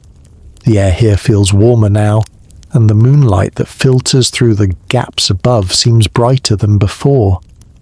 You cross the space slowly, heading back toward the original passageway. The walls seem different now, less like barriers and more like guides, leading you onward to whatever lies ahead. Somewhere in the distance you think you hear the faintest whisper of wind again, carrying with it the promise that there are still many more secrets hidden in the stone, the shadow, and the silence. And as you step into the next curve of the path, you realize that the deeper you go, the more the city feels alive, not as a memory, but as something still, breathing beneath your feet. The passage ahead feels different. The walls here are not as high as the others, and they curve with an odd precision, narrowing and widening in a rhythm that almost feels like breathing. The moonlight seeps in more freely, falling in wide patches along the ground. In these pale pools of light, the stone glows faintly, and in the shadows between them, the darkness deepens until it looks almost solid. You find yourself stepping from light to light, as though moving across stepping stones on a quiet river. As you walk, the air shifts, cool one moment, warmer the next. The scent of damp earth lingers faintly, but there's also something sharper now, almost like the smell of rain on metal, even though the sky above is clear. You pause, listening. Far away you can hear the faint rhythm of the wind brushing against the upper walls of the city. It is not a loud sound, but it seems to follow you, rising and falling as you move. The path bends suddenly, and you emerge into a broad courtyard unlike any you've seen before. Here, the ground is not bare earth or stone. Instead, it is covered in a thin layer of fine gravel that crunches softly under your feet. The walls are higher, more massive, their stones darker, as though drawn from a different place. In the centre of the courtyard stands a series of low stone structures, 3 of them, arranged in a triangle, each with a flat top. You approach the nearest one. Its surface is smooth, worn down by countless years, and faint marks are etched into it, lines that seem to form no clear image, but repeat in a pattern, like waves or ripples. You run your fingertips over the grooves and find they are shallow but deliberate, each one carved with care. You step back and glance at the other 2 structures, wondering if they carry similar markings. Moving to the second, you find a different pattern. Small, circular impressions scattered across the surface. They are uneven in size, but they seem to form clusters, almost like constellations. The thought makes you look up at the sky. The stars tonight are clear and bright, and for a moment you think you see the same pattern above you that is carved into the stone. It's not exact, but close enough to make you wonder. The third structure's surface is bare, but it has a shallow depression in its centre, large enough for water to pool if it rained. Tonight it is empty, but you can see a faint discoloration around the inside edge, as though water has sat there many times before. Perhaps it reflected the stars at night, doubling the sky for those who stood here. Stepping back, you look at the arrangement of the 3 stones again. They form a perfect triangle, and if you stand at the centre of it, each one aligns with a gap or curve in the surrounding wall. It's too precise to be an accident. You imagine the builders standing here long ago marking out these points, measuring the angles, making sure the stones would rest exactly where they needed to be. For what purpose? You can only guess.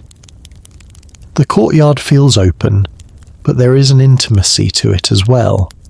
You imagine small gatherings here, perhaps under the cover of darkness, people speaking quietly as they trace the patterns on the stones.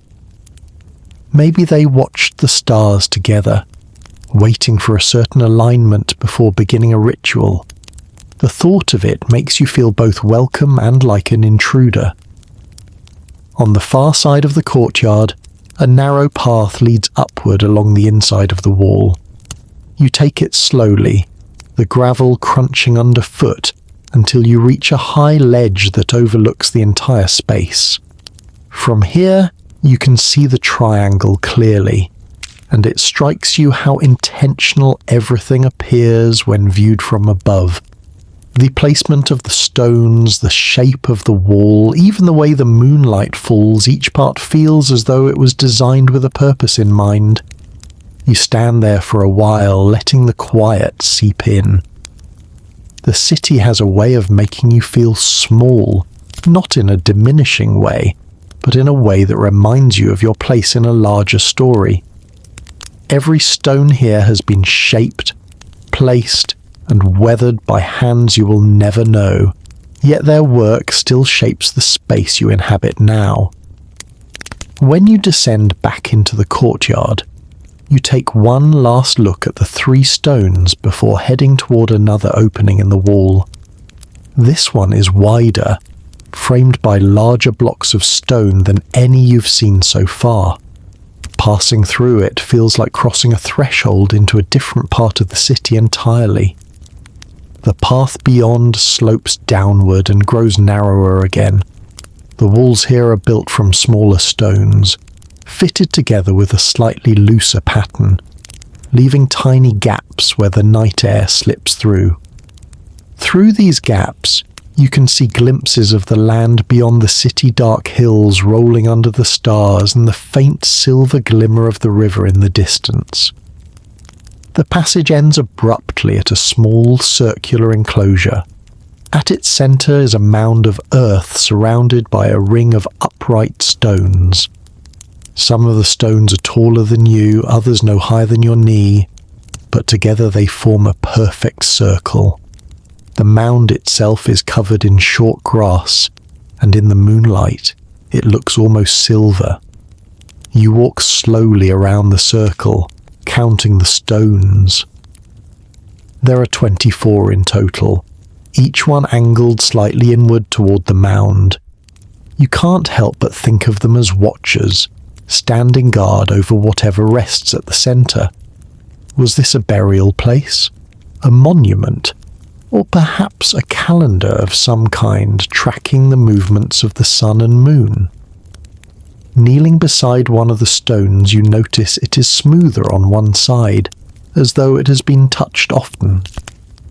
You rest your hand against it, and it feels warmer than the air, just as the polished stone in the chamber earlier had. For a moment you close your eyes and imagine standing here centuries ago, your hand on the same stone, the night air filled with the sound of voices and drums. You step inside the circle and stand atop the mound. From here you can see over the walls to the land beyond, but you also notice how the surrounding stones line up with different features of the city. One points directly toward the tall conical tower you saw earlier. Another lines up with a tree enclosure.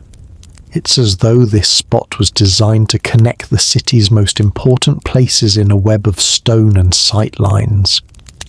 The thought sends a quiet shiver through you, not of fear, but of awareness. The builders did not just place stones where they happened to fit. They wove the city together like a tapestry, each part connected to the others in ways both obvious and hidden. Standing here feels like standing at the knot where many threads meet.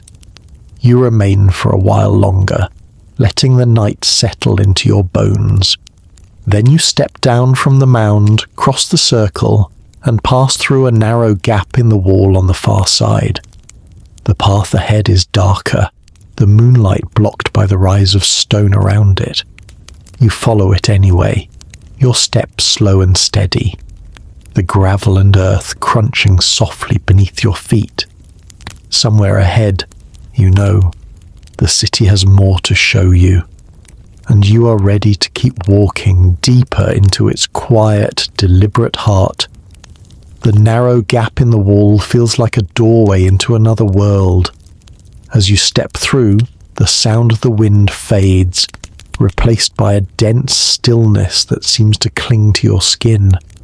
The air is warmer here, heavier, as though you have stepped into a place sheltered not only from the elements, but from time itself.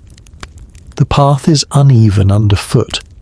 No gravel now, only patches of earth and scattered stones that have sunk slightly into the ground over centuries. The walls on either side are higher than before, built from massive blocks of granite stacked with the same impossible precision you've seen throughout the city. But here, they lean inward, their tops almost touching in some places, forming a partial roof. The moonlight slips through in narrow beams, striking the ground in isolated pools of pale silver. You walk through them slowly, feeling the temperature shift each time you move from shadow into light. Before long, the path widens into a space that feels enclosed and secretive. The walls form a nearly perfect circle, and in the centre is something you have not yet seen in the ruins. A large flat stone slab raised slightly above the ground on 4 smaller stones. It is the size of a table, though its surface is uneven, weathered by centuries of exposure. Around it, the earth is worn smooth, as if countless feet once moved in a slow, deliberate circle. You approach the slab, running your hand over its surface. There are faint marks here, scratches and shallow grooves that don't seem accidental. They form no picture you can recognize, but their repetition suggests intention, You wonder if they were made with a tool or simply worn into the surface by repeated use over years, decades, centuries. In your mind, you begin to imagine the scene, a gathering of people here at night, the slab at the center lit by firelight, shadows flickering across the enclosing walls. Perhaps this was a place of judgment, where disputes were settled. Or perhaps it was more sacred, a place where offerings were placed, where oaths were spoken aloud, where the unseen was addressed in words no longer remembered.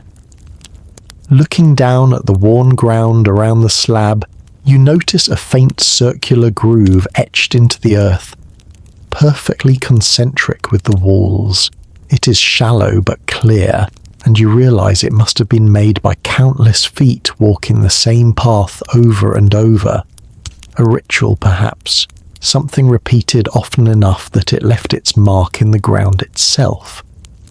At the far edge of the circle, partially hidden in shadow, you see a small alcove built into the wall. Inside is a cluster of objects, most of them broken fragments of pottery, small stones of unusual shapes, and what appears to be a piece of worked metal so tarnished it has turned almost black. You crouch and pick it up. It is thin, curved, and surprisingly light, as if made from a material no longer used in this land. There are faint indentations along one edge, too regular to be the work of nature. You set it back carefully, aware of the quiet that seems to deepen when you touch these remnants. When you stand again, your eyes are drawn to a break in the wall on the far side of the enclosure.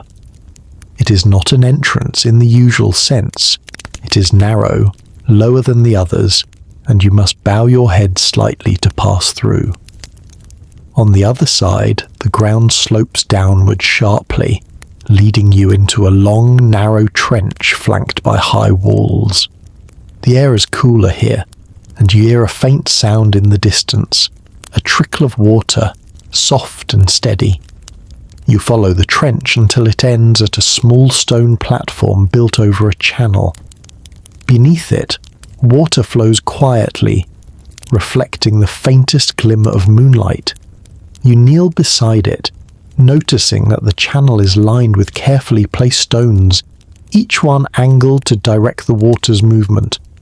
This was no random stream. Someone built this deliberately, guiding the flow with precision.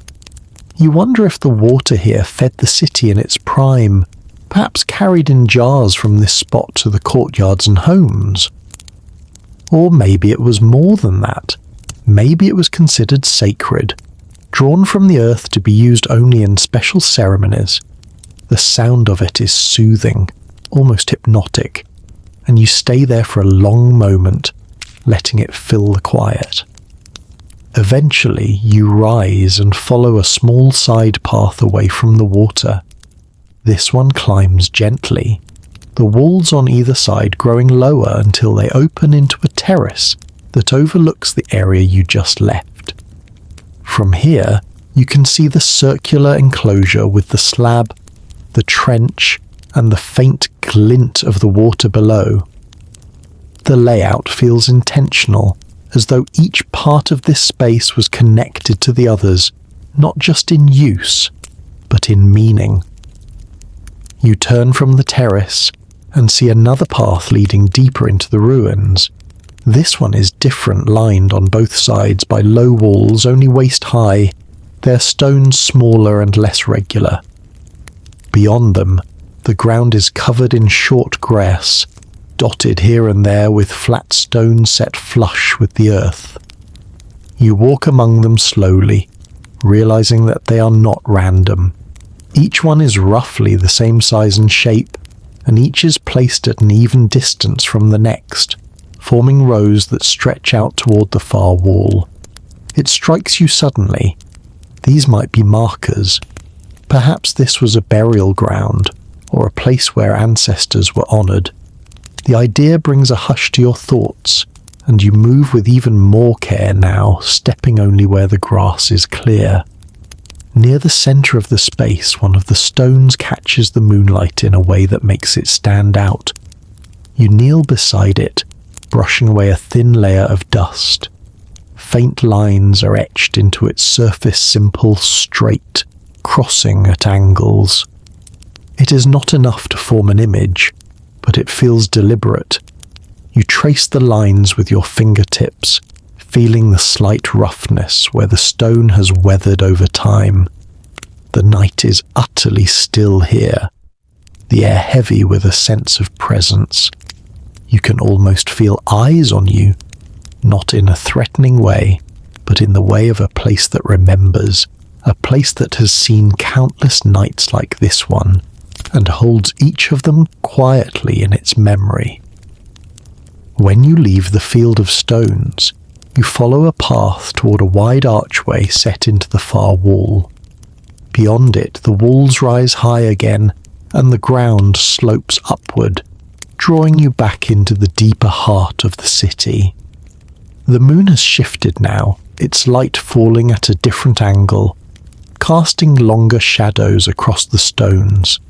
As you walk, you find yourself thinking about the water, the slab, the circle worn into the earth, and the rows of flat stones. They feel connected, though the lines between them are invisible. This is how the city speaks, not in words, but in patterns, in echoes, in the way one place leads you to another and makes you carry the memory forward. You step into the next shadowed passage, feeling that you are moving not just through space, but through the layers of time itself. The Great Zimbabwe waits ahead, its secret still unbroken, its silence still full. The archway swallows you into shadow. The walls here rise steeply, built of darker stone than much of what you've seen so far. The air is cooler, thicker, less touched by the night wind. As you step further inside, your footsteps sound different. A deeper thud against the ground, as though the earth beneath is hollow or layered with hidden chambers. The path slopes upward, and you feel the faint pull in your legs as you climb. Your hand trails along the wall. Here the stones are larger, and each block is slightly convex, giving the surface a subtle curve beneath your fingers. The precision of the fit is astonishing. Not a sliver of space between them, not even for the edge of a knife. You wonder if these were the work of the same masons who shaped the rest of the city, or if this section is older, inherited from builders whose names are no longer spoken. The incline levels out into a broad platform. It is open to the sky, but enclosed on three sides by tall walls. From here, the city spreads below you in gentle arcs and lines, the moonlight catching on the higher walls like pale threads in a vast tapestry. The silence is profound, so complete that your own breathing sounds loud in your ears. On the platform's far side stands a single structure, a rectangular block of stone, waist high, with its top carved into a shallow basin. You approach slowly, feeling the way your steps echo differently in this space, as though the platform itself is hollow beneath. The basin is empty now, but faint staining along its inner curve suggests it once held something, perhaps water, perhaps oil, perhaps grain. You run your fingers along its edge and feel shallow grooves there, evenly spaced, like the marks of ropes or cords tied and untied over many years. It's easy to imagine this place in another time. The basin filled to the brim, the platform crowded with people, the air heavy with anticipation. Perhaps it was a place of proclamation, where a ruler stood to speak over the gathered crowd. Or perhaps it was a place of farewell, where the dead were honoured before being carried to their resting place.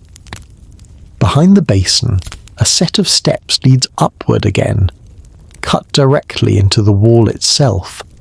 They are narrow, each one worn smooth in the centre by countless feet.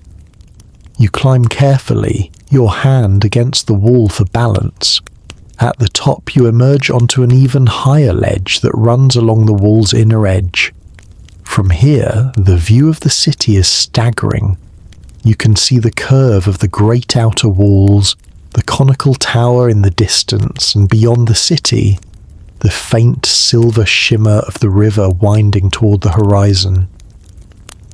The wind is stronger here, pulling at your clothes, carrying with it the smell of grasslands and water. You close your eyes and let it wash over you, imagining the same wind sweeping through this place centuries ago, carrying the sounds of life from one end of the city to the other. Laughter, the clatter of tools, the low murmur of conversation, the rhythm of drums. When you open your eyes, you notice something you hadn't seen before. Etched into the stone floor of the ledge is a line of symbols, faint but still visible. They're small, each no bigger than your hand and spaced evenly apart. You crouch to examine them. Some look like abstract shapes, others like simplified animals or tools. You don't know their meaning, but the deliberate spacing tells you they were not decoration.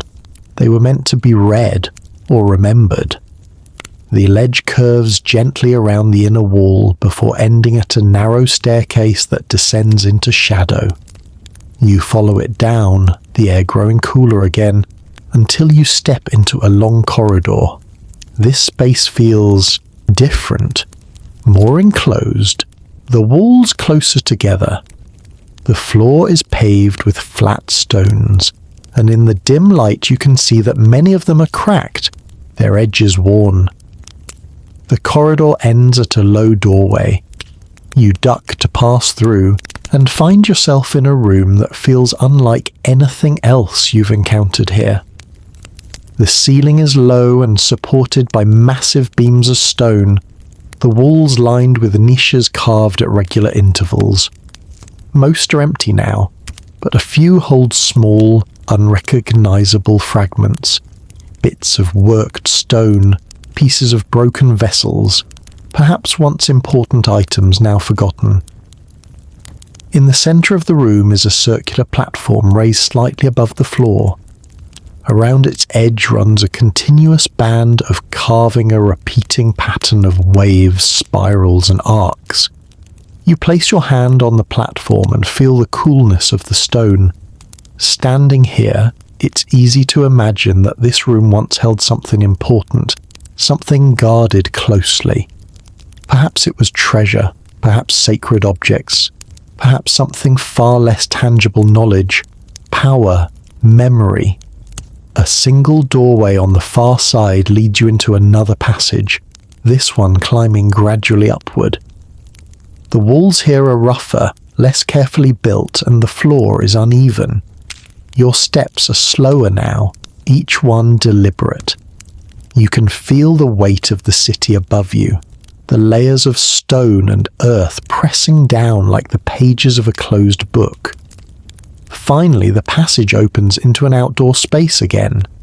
You step into a small courtyard enclosed by walls no higher than your shoulders. The ground here is bare earth, with a single large stone at its center. The stone is smooth, its surface tilted slightly toward the sky. In the moonlight, you can see faint discolorations on its surface, as though something has been poured over it many times. The air here is still, and yet it feels charged, as though the courtyard holds the memory of many gatherings. You imagine people standing around the stone, speaking in low voices, waiting for the right moment to act. The space feels intimate, private, a place for matters not meant for the wider city. On the far side of the courtyard, a narrow opening leads back into shadow. You step through it, and the walls rise again, guiding you along a winding path. The moonlight is scarce here, but enough to show the outline of what lies ahead. Another archway, taller and broader than most, its stones larger and darker. You pass beneath it and feel the air shift again, carrying with it the faint scent of damp earth and something sharper, almost metallic. The path beyond curves out of sight, and you know instinctively that you're heading towards something significant. The city has been leading you here for a long time, though you hadn't realized it until now. Every step, every turn, every hidden space has been a preparation, and as you walk deeper into the shadow, you can feel it, that quiet pull of the great Zimbabwe's heart, drawing you closer to whatever it has been holding in its silence for centuries. The path curves gently, almost cautiously, as though guiding you towards something not to be rushed. The walls here are higher than before, their stones darker and more weathered. Some carry faint streaks of lichen that catch the moonlight in pale green lines. The air feels cooler, thicker, as if this place has been hidden from the wind for centuries. Your footsteps sound softer here, muffled by a fine layer of dust that lies across the ground like forgotten snow. The dust stirs in small clouds with each step, drifted back down in slow spirals. It has the faint smell of stone worn thin by time. After a few more steps, the walls draw apart, and you find yourself standing in a wide open space. The moonlight spills in unbroken here, flooding the ground in silver. The enclosure is larger than any you've seen yet, its walls forming a perfect oval. The space feels both exposed and sheltered at the same time, open to the stars but guarded from the outside world. At the centre stands a single structure, a tall pillar of stone, its sides smooth, its surface marked by a few deep grooves that run from top to bottom. The grooves are too straight, too precise to be the work of rain or wind. You approach slowly, the pillar's shadow stretching toward you like a path. Standing at its base, you tilt your head back to take in its height. It towers above you, the grooves catching strips of moonlight. The pillar's edges are slightly rounded, as though softened by touch or by long centuries of weather. When you place your hand against it, you feel an unexpected warmth, as though the stone holds heat even in the cool night. The oval space around the pillar is bare except for a ring of smaller stones set into the ground at even intervals. They are low, each only to your knee, but their placement is deliberate, each one facing the central pillar. The arrangement feels ceremonial, as though the entire space was designed for gatherings that centered on this stone. You begin to imagine it. People seated or standing in the ring, the pillar rising at the center, the stars bright overhead. The grooves on the pillar could have held ropes, banners, or perhaps something more symbolic. Maybe this was a place where the community came together to hear decisions, to witness oaths, or to mark the turning of seasons. You walk slowly around the pillar, tracing the ring of smaller stones. As you complete the circle, you notice an opening in the wall on the far side. It is not a doorway, but a gap just wide enough for a person to pass through. You step into it and find yourself in a narrow corridor that runs behind the oval enclosure. The air here is still, the shadows deeper. The corridor bends sharply, then opens into a smaller chamber. At first it appears empty, but as your eyes adjust you see that the floor is covered in shallow grooves, interlocking lines that form no clear image but flow together like water channels. You kneel to touch them, feeling the texture of the stone where it dips beneath your fingertips. The lines are too clean to be random, but their purpose is a mystery. In the far corner of the chamber lies a single object, a flat rectangular stone that looks like it was once part of a larger structure. Its surface is smooth except for a faint carving along one edge. a curved line with 3 short marks beneath it. You don't know what it means, but the design is simple enough to feel intentional. You wonder if this was a symbol understood by everyone in the city, or if its meaning was known only to a few. You step back into the corridor and return to the oval enclosure. The pillar stands silent at its center, its shadow shorter now as the moon has climbed higher. You feel reluctant to leave, as though the space is trying to hold you a little longer. But the city has more to show, and the path waits. Leaving through another gap in the wall, you find yourself on a sloping passage that leads downward. The walls on either side here are rougher, the stones less uniform, as though built in haste or repaired many times.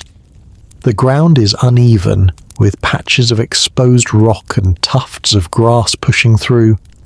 The slope grows steeper until you reach a broad, flat terrace that overlooks the land beyond the city. From here, you can see far into the distance. The moonlight spills across rolling hills, broken by the dark shapes of trees and the glint of a river winding between them. The air smells of open grasslands, and you can hear the faint sound of water moving far below.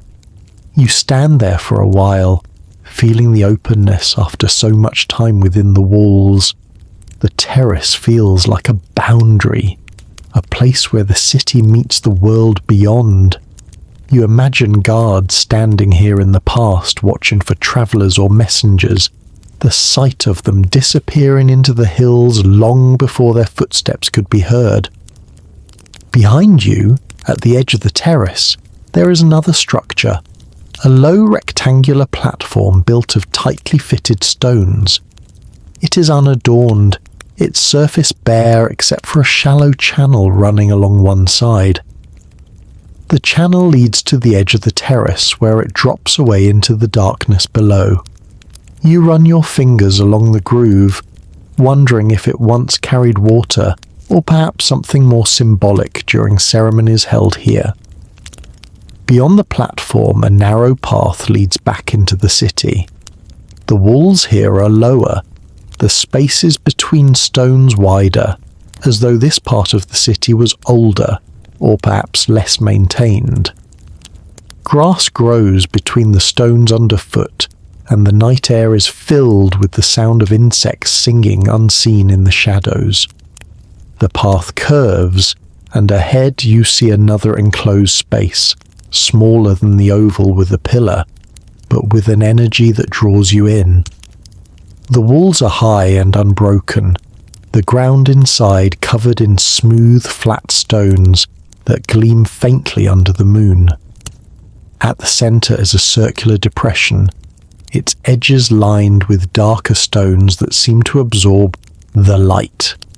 You step down into the circle and stand at its center.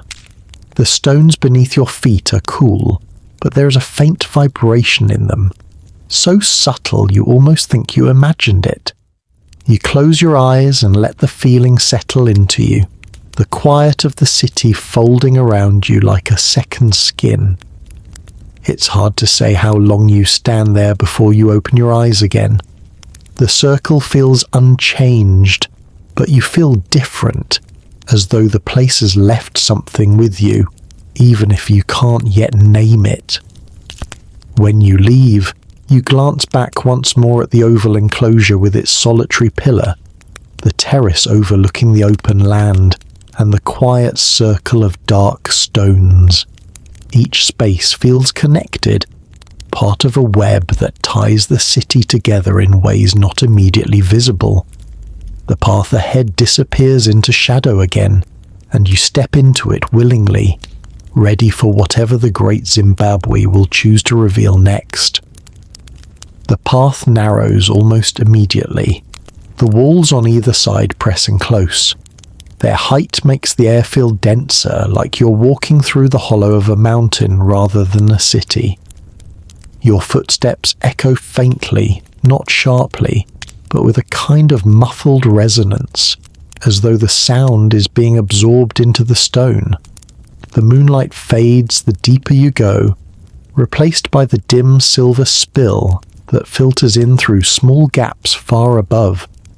These narrow shafts of light fall across the walls in jagged strips, illuminating tiny details you wouldn't otherwise notice. The slight shift in stone colour where repairs were made, the faint moss that clings to the coolest corners, the shallow grooves left behind by tools no one has used in centuries. After several minutes of this quiet corridor, the ground beneath your feet begins to slope gently downward.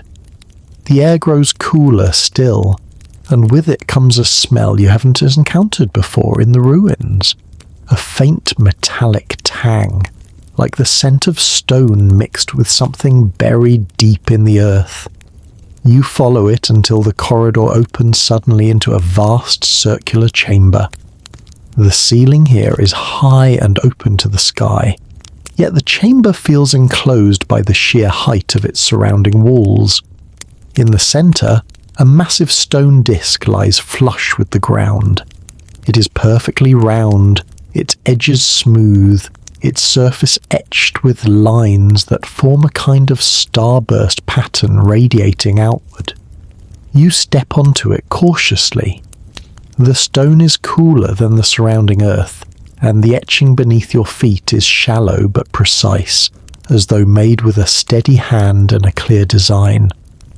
You walk to the exact centre of the disc. Standing there, you notice something strange. The acoustics of the chamber shift.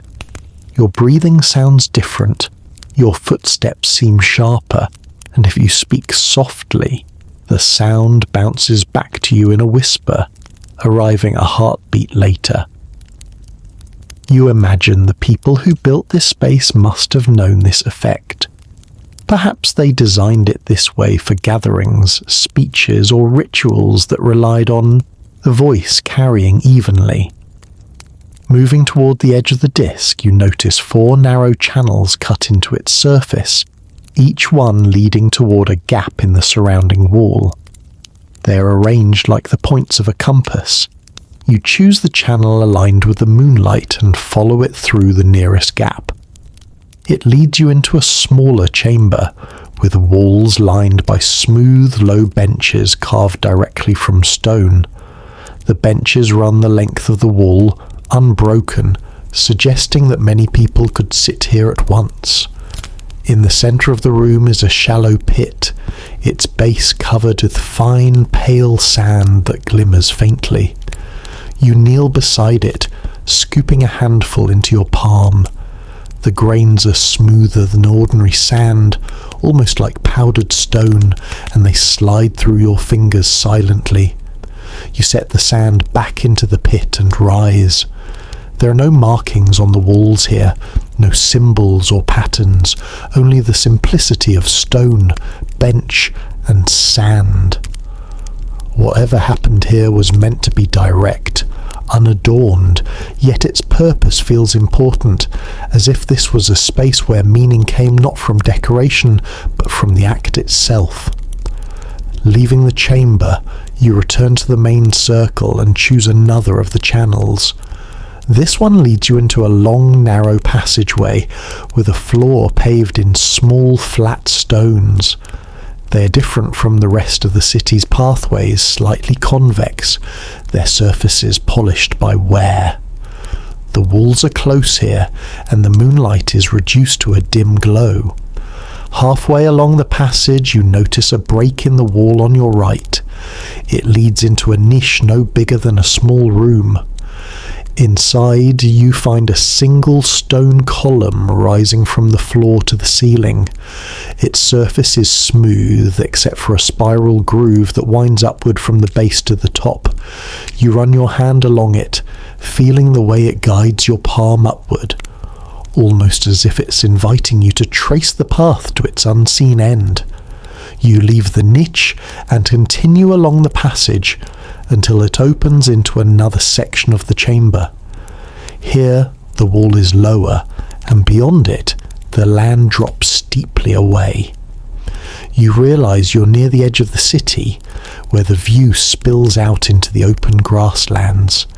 The wind here is stronger, carrying scents of far-off rain and the distant calls of night birds. Stepping to the wall's edge, you look out at the horizon. From this vantage point, the city feels like a living map, its curves and lines aligning with features in the land beyond ridges, hills, and the faint shimmer of water. It reinforces what you've been sensing.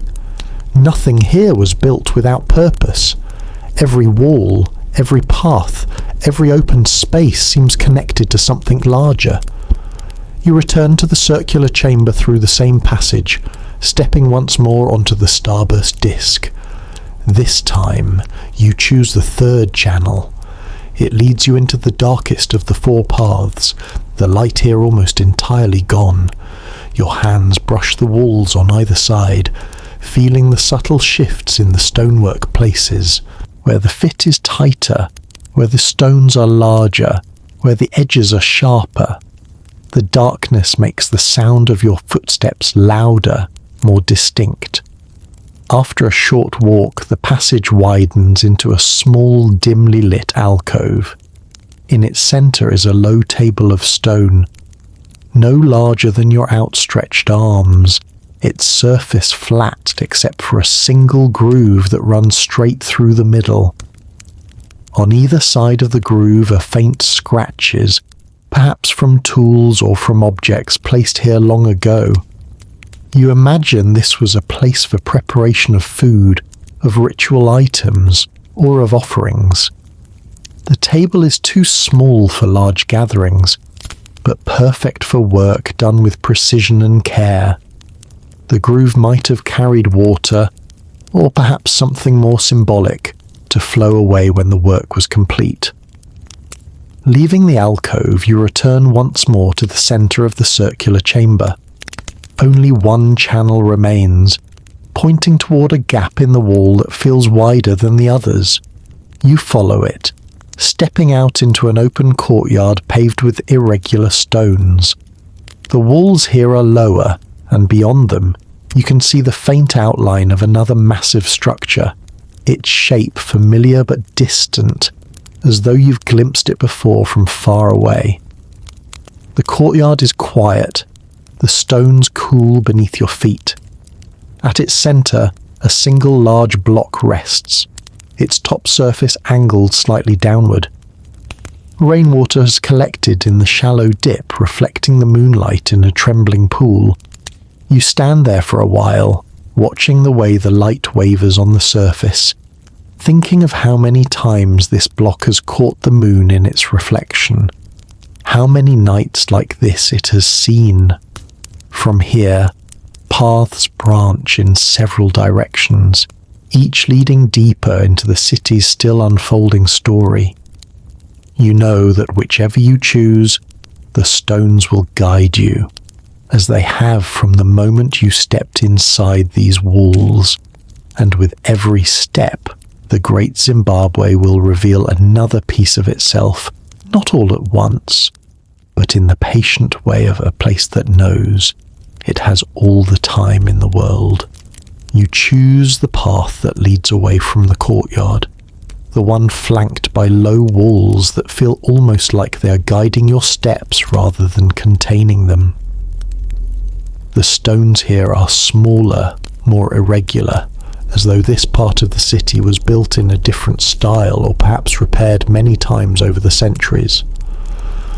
Grass grows thick along the edges, its tips catching the moonlight and swaying in the faint wind that drifts through the gaps. The path rises gently, winding in a broad curve until it brings you to a higher terrace. From here, the city stretches out below like an intricate pattern drawn in shadow and light. You can see the sweeping arcs of the walls, the dark clusters of enclosures, the faint glimmer of water in the distance where the river bends. Above, the stars are so clear and numerous they almost seem to press downward, the sky itself leaning closer to the earth. You linger there, letting your gaze travel from the city to the land beyond. The walls don't look random from this vantage point. They look like deliberate lines of thought etched into the ground. You imagine the builders standing here centuries ago, surveying the land, deciding exactly where each curve would go, how each passage would connect, how each open space would align with the horizon. The city feels less like something constructed and more like something grown.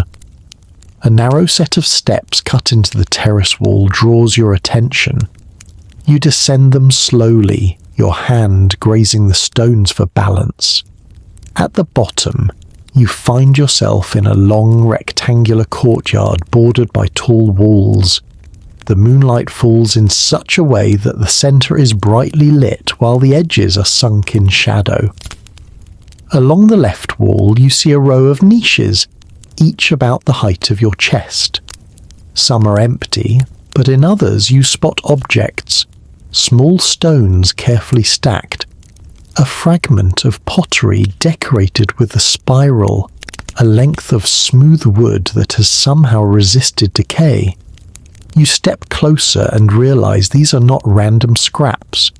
Each niche is arranged differently, as though telling a story in objects rather than words. You pause at one in particular.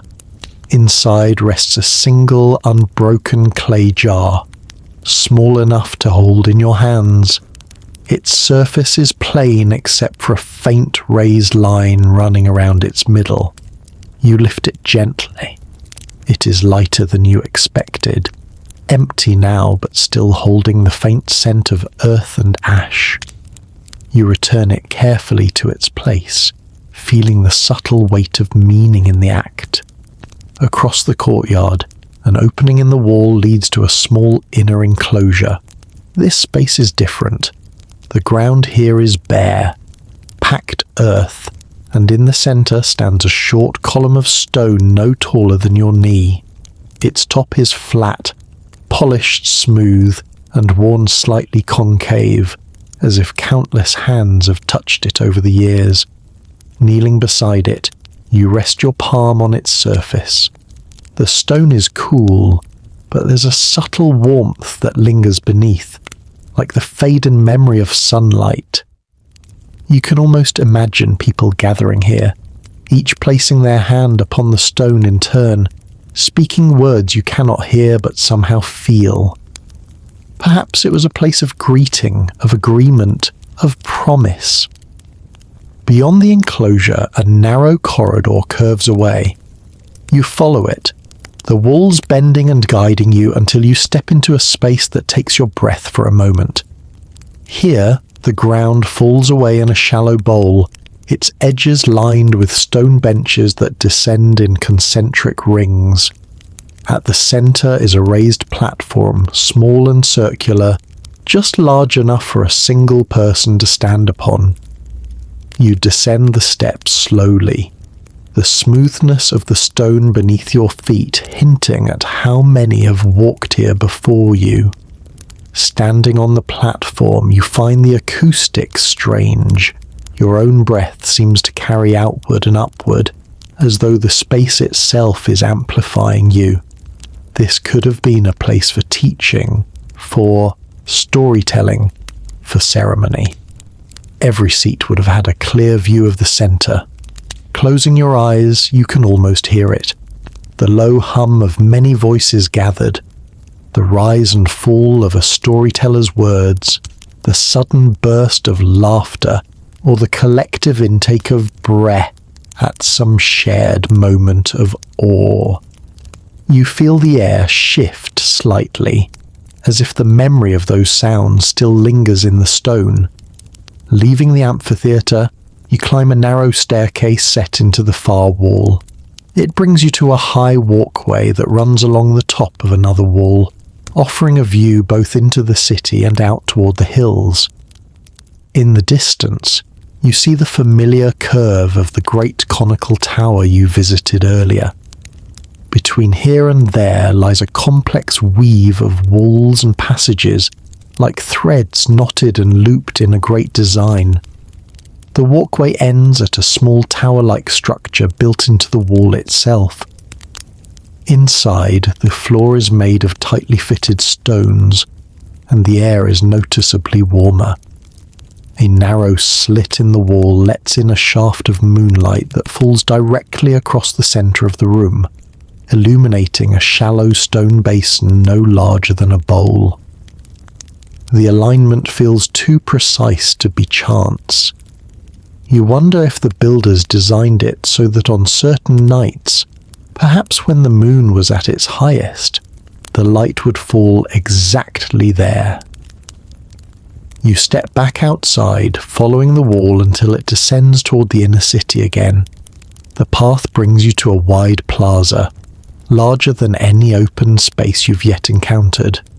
Its surface is paved with large stone slabs, and in the centre is a circular pattern made from lighter-coloured stones, like a sunburst etched into the ground. Walking across it, you feel the shift in texture underfoot where the lighter stones are set. At the very centre of the pattern, there is a small opening in the ground covered by a flat stone slab. You kneel and press your palm against it. It feels cool, and a faint breeze escapes from the gap around its edges. There might be something below a chamber, a storage place, perhaps something long forgotten. The plaza has several exits, but one in particular catches your eye. A low, wide opening framed by unusually large stones. Passing through it, you find yourself in a quieter space.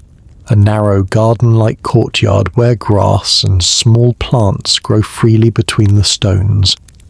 The air here feels fresher, softer, and the sound of insects is louder.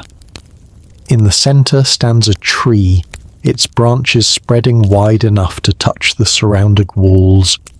Its roots push up between the stones in thick, twisting lines. You stand beneath its canopy for a while, the moonlight flickering through the leaves, and feel a calm settle over you. The city has many faces, grand, mysterious, imposing, but here it feels gentle, almost intimate. As you leave the courtyard, you take one last look at the tree, its branches swaying faintly in the night breeze. The path ahead curves once more into shadow, leading you deeper still, as if the great Zimbabwe has decided there is one more secret it wishes to share before the night is done.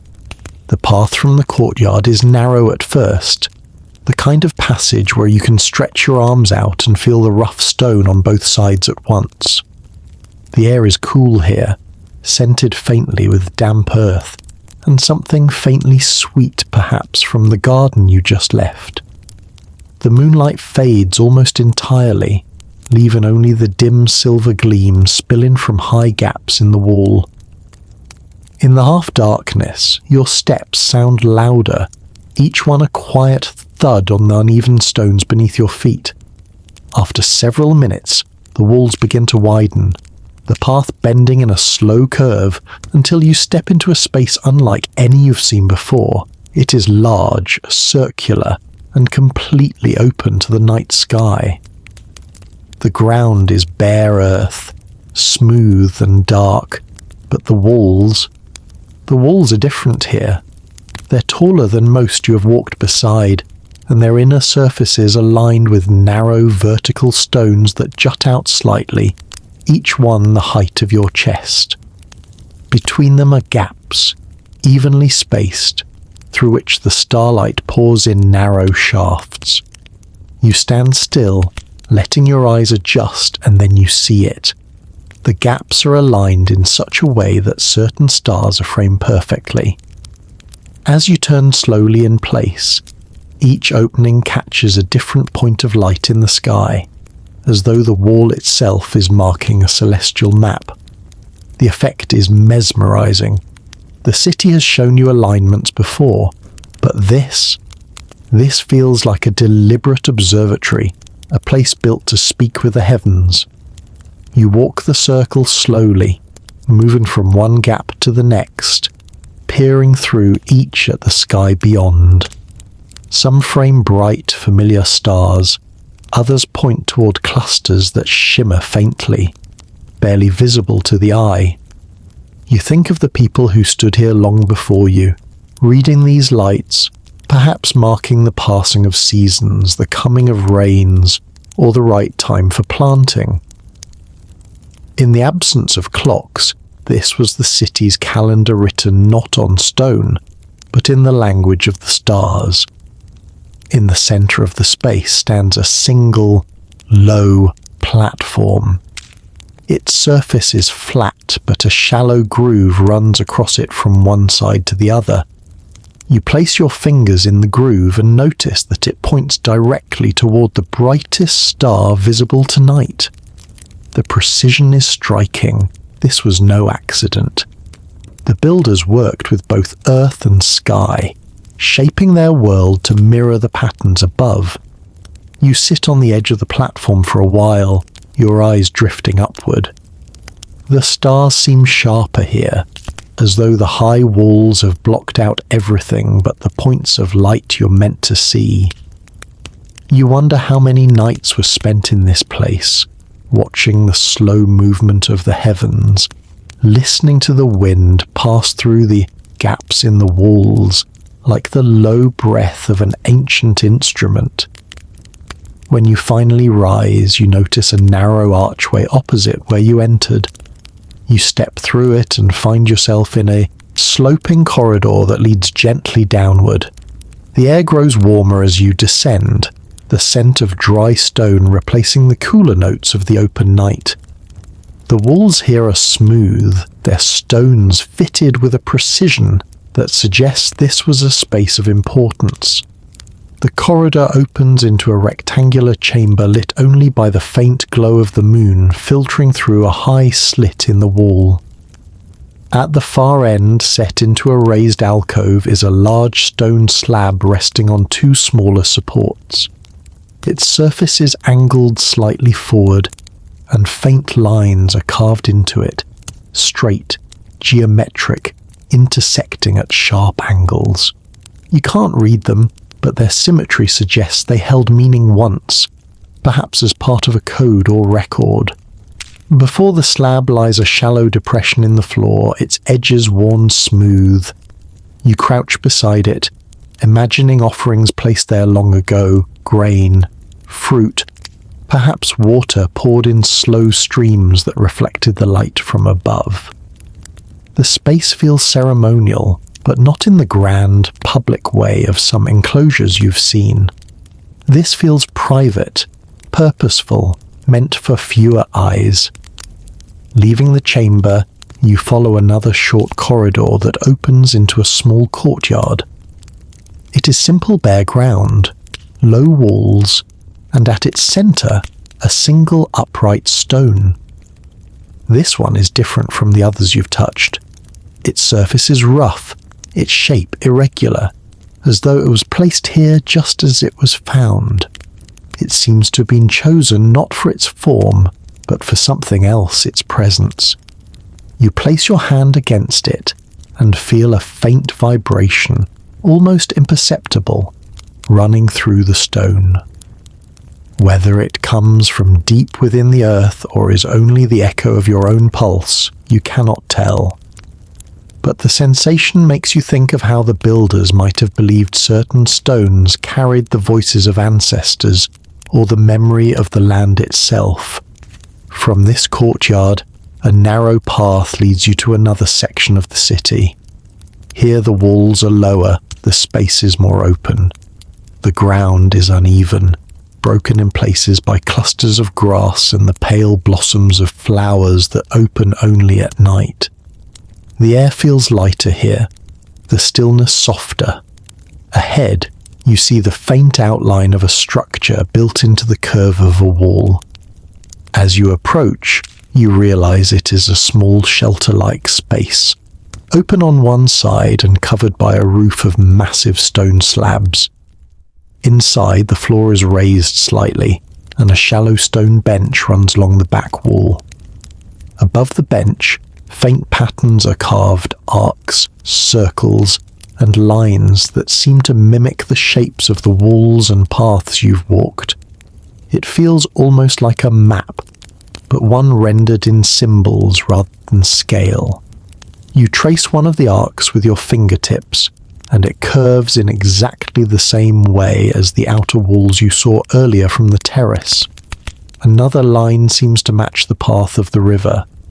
You realize you might be looking at a representation of the city and its surroundings, drawn not for decoration, but for memory, for those who needed to understand how the parts fit together. The shelter opens back out to the night. The path beyond it is lit by the moon, winding between low walls until it ends at a place where the stone gives way to open ground. You step out, feeling the change in texture beneath your feet, and look around. Here, there are no walls, only the soft sweep of grassland stretching away into the distance. Behind you, the city stands silent, its forms blending into the land, the curves of its walls echoing the shapes of the hills beyond. In the moonlight, it looks less like a ruin and more like something still alive, breathing quietly in its sleep. You stand there for a long time, the cool wind moving across the grass, carrying with it the scent of water and stone. You feel both the vastness of the world and the closeness of the city's presence at your back. When you finally turn to re-enter the walls, the thought lingers in your mind. Perhaps the great Zimbabwe was never meant to be entirely understood. Perhaps it was meant to be experienced, walked, and felt, its meaning shifting with each step, each moment beneath the stars. And with that thought, you step once more into the stone's embrace, ready to follow the last winding paths the night has left for you. The path you choose now feels like the kind a place offers when it knows you're nearing the end of your journey, narrow, unassuming, but carrying the quiet pull of significance. The stones beneath your feet are uneven, but they've been worn smooth by countless footsteps before yours. The walls curve gently, leading you without hesitation, as if they remember exactly where you should go. The moon is lower now, casting long stretched shadows across the passage. The air carries a faint, earthy chill, and each breath feels like you're pulling the night deeper into yourself. Somewhere ahead, you can hear the soft sigh of the wind moving through a larger space, like the hush of breath before a story's final words. The corridor opens slowly, almost reluctantly, into a wide, circular plaza at the very heart of the ruins. The moment you step into it, you can feel the difference. This is no ordinary gathering place. This is the city's silent center, its still pulse. The ground is paved with great slabs of stone, each one fitted so perfectly to its neighbors that you cannot see where one ends and another begins. At the center rises a single structure, a wide, low platform with 3 tiers, each slightly smaller than the one below it, forming a stepped shape.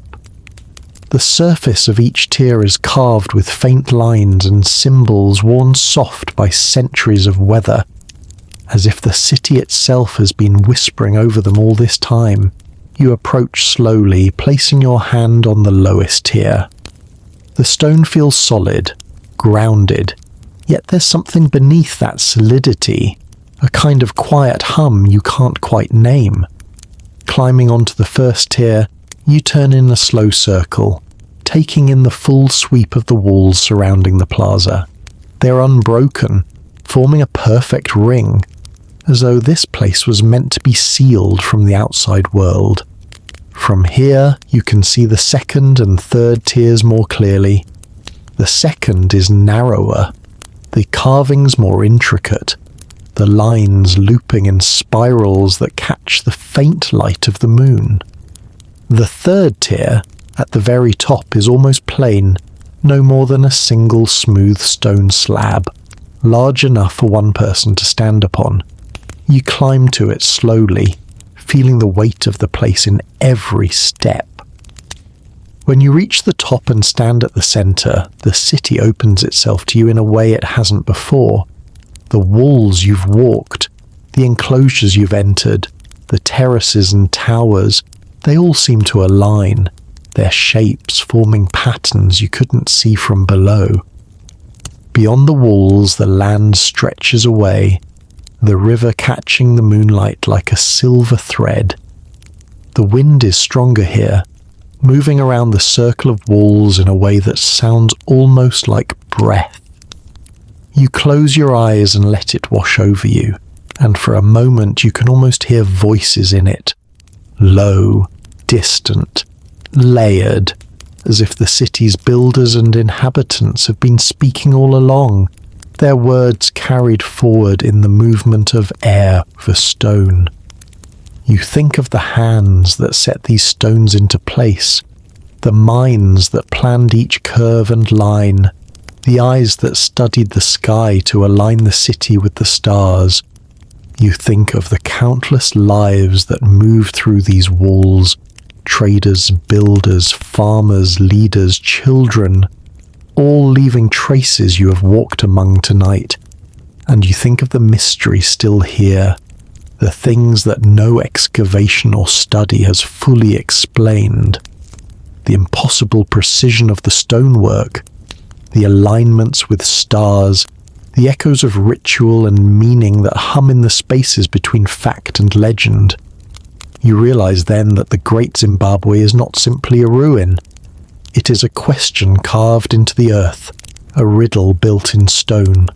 Its answer may not be found in books or tools, but in the quiet experience of standing here, of walking its paths, of listening to its silences. The moon slips lower, the shadows stretch longer. You step down from the top tier, moving slowly, your hand trailing along the carved edges as you descend.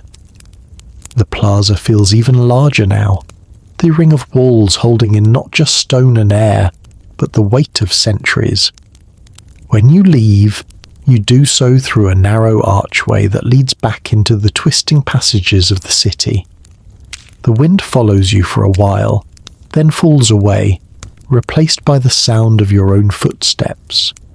You walk without hurry, letting the night carry you, until the walls begin to drop and the path opens toward the edge of the ruins. From there, you turn to look back one last time.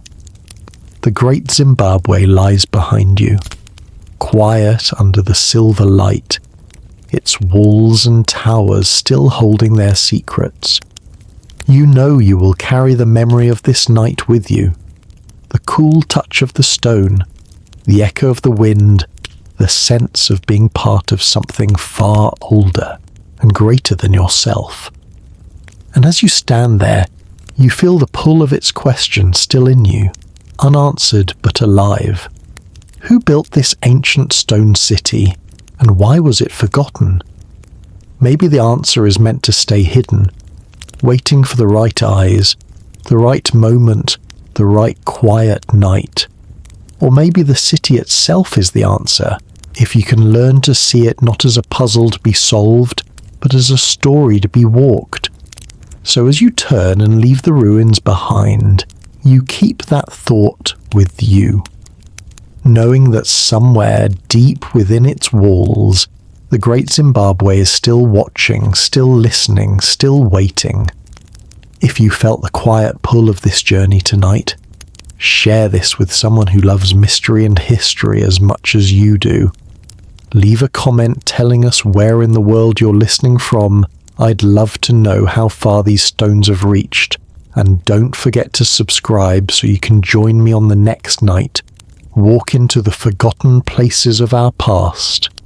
And as always, may the silence guide you through the past.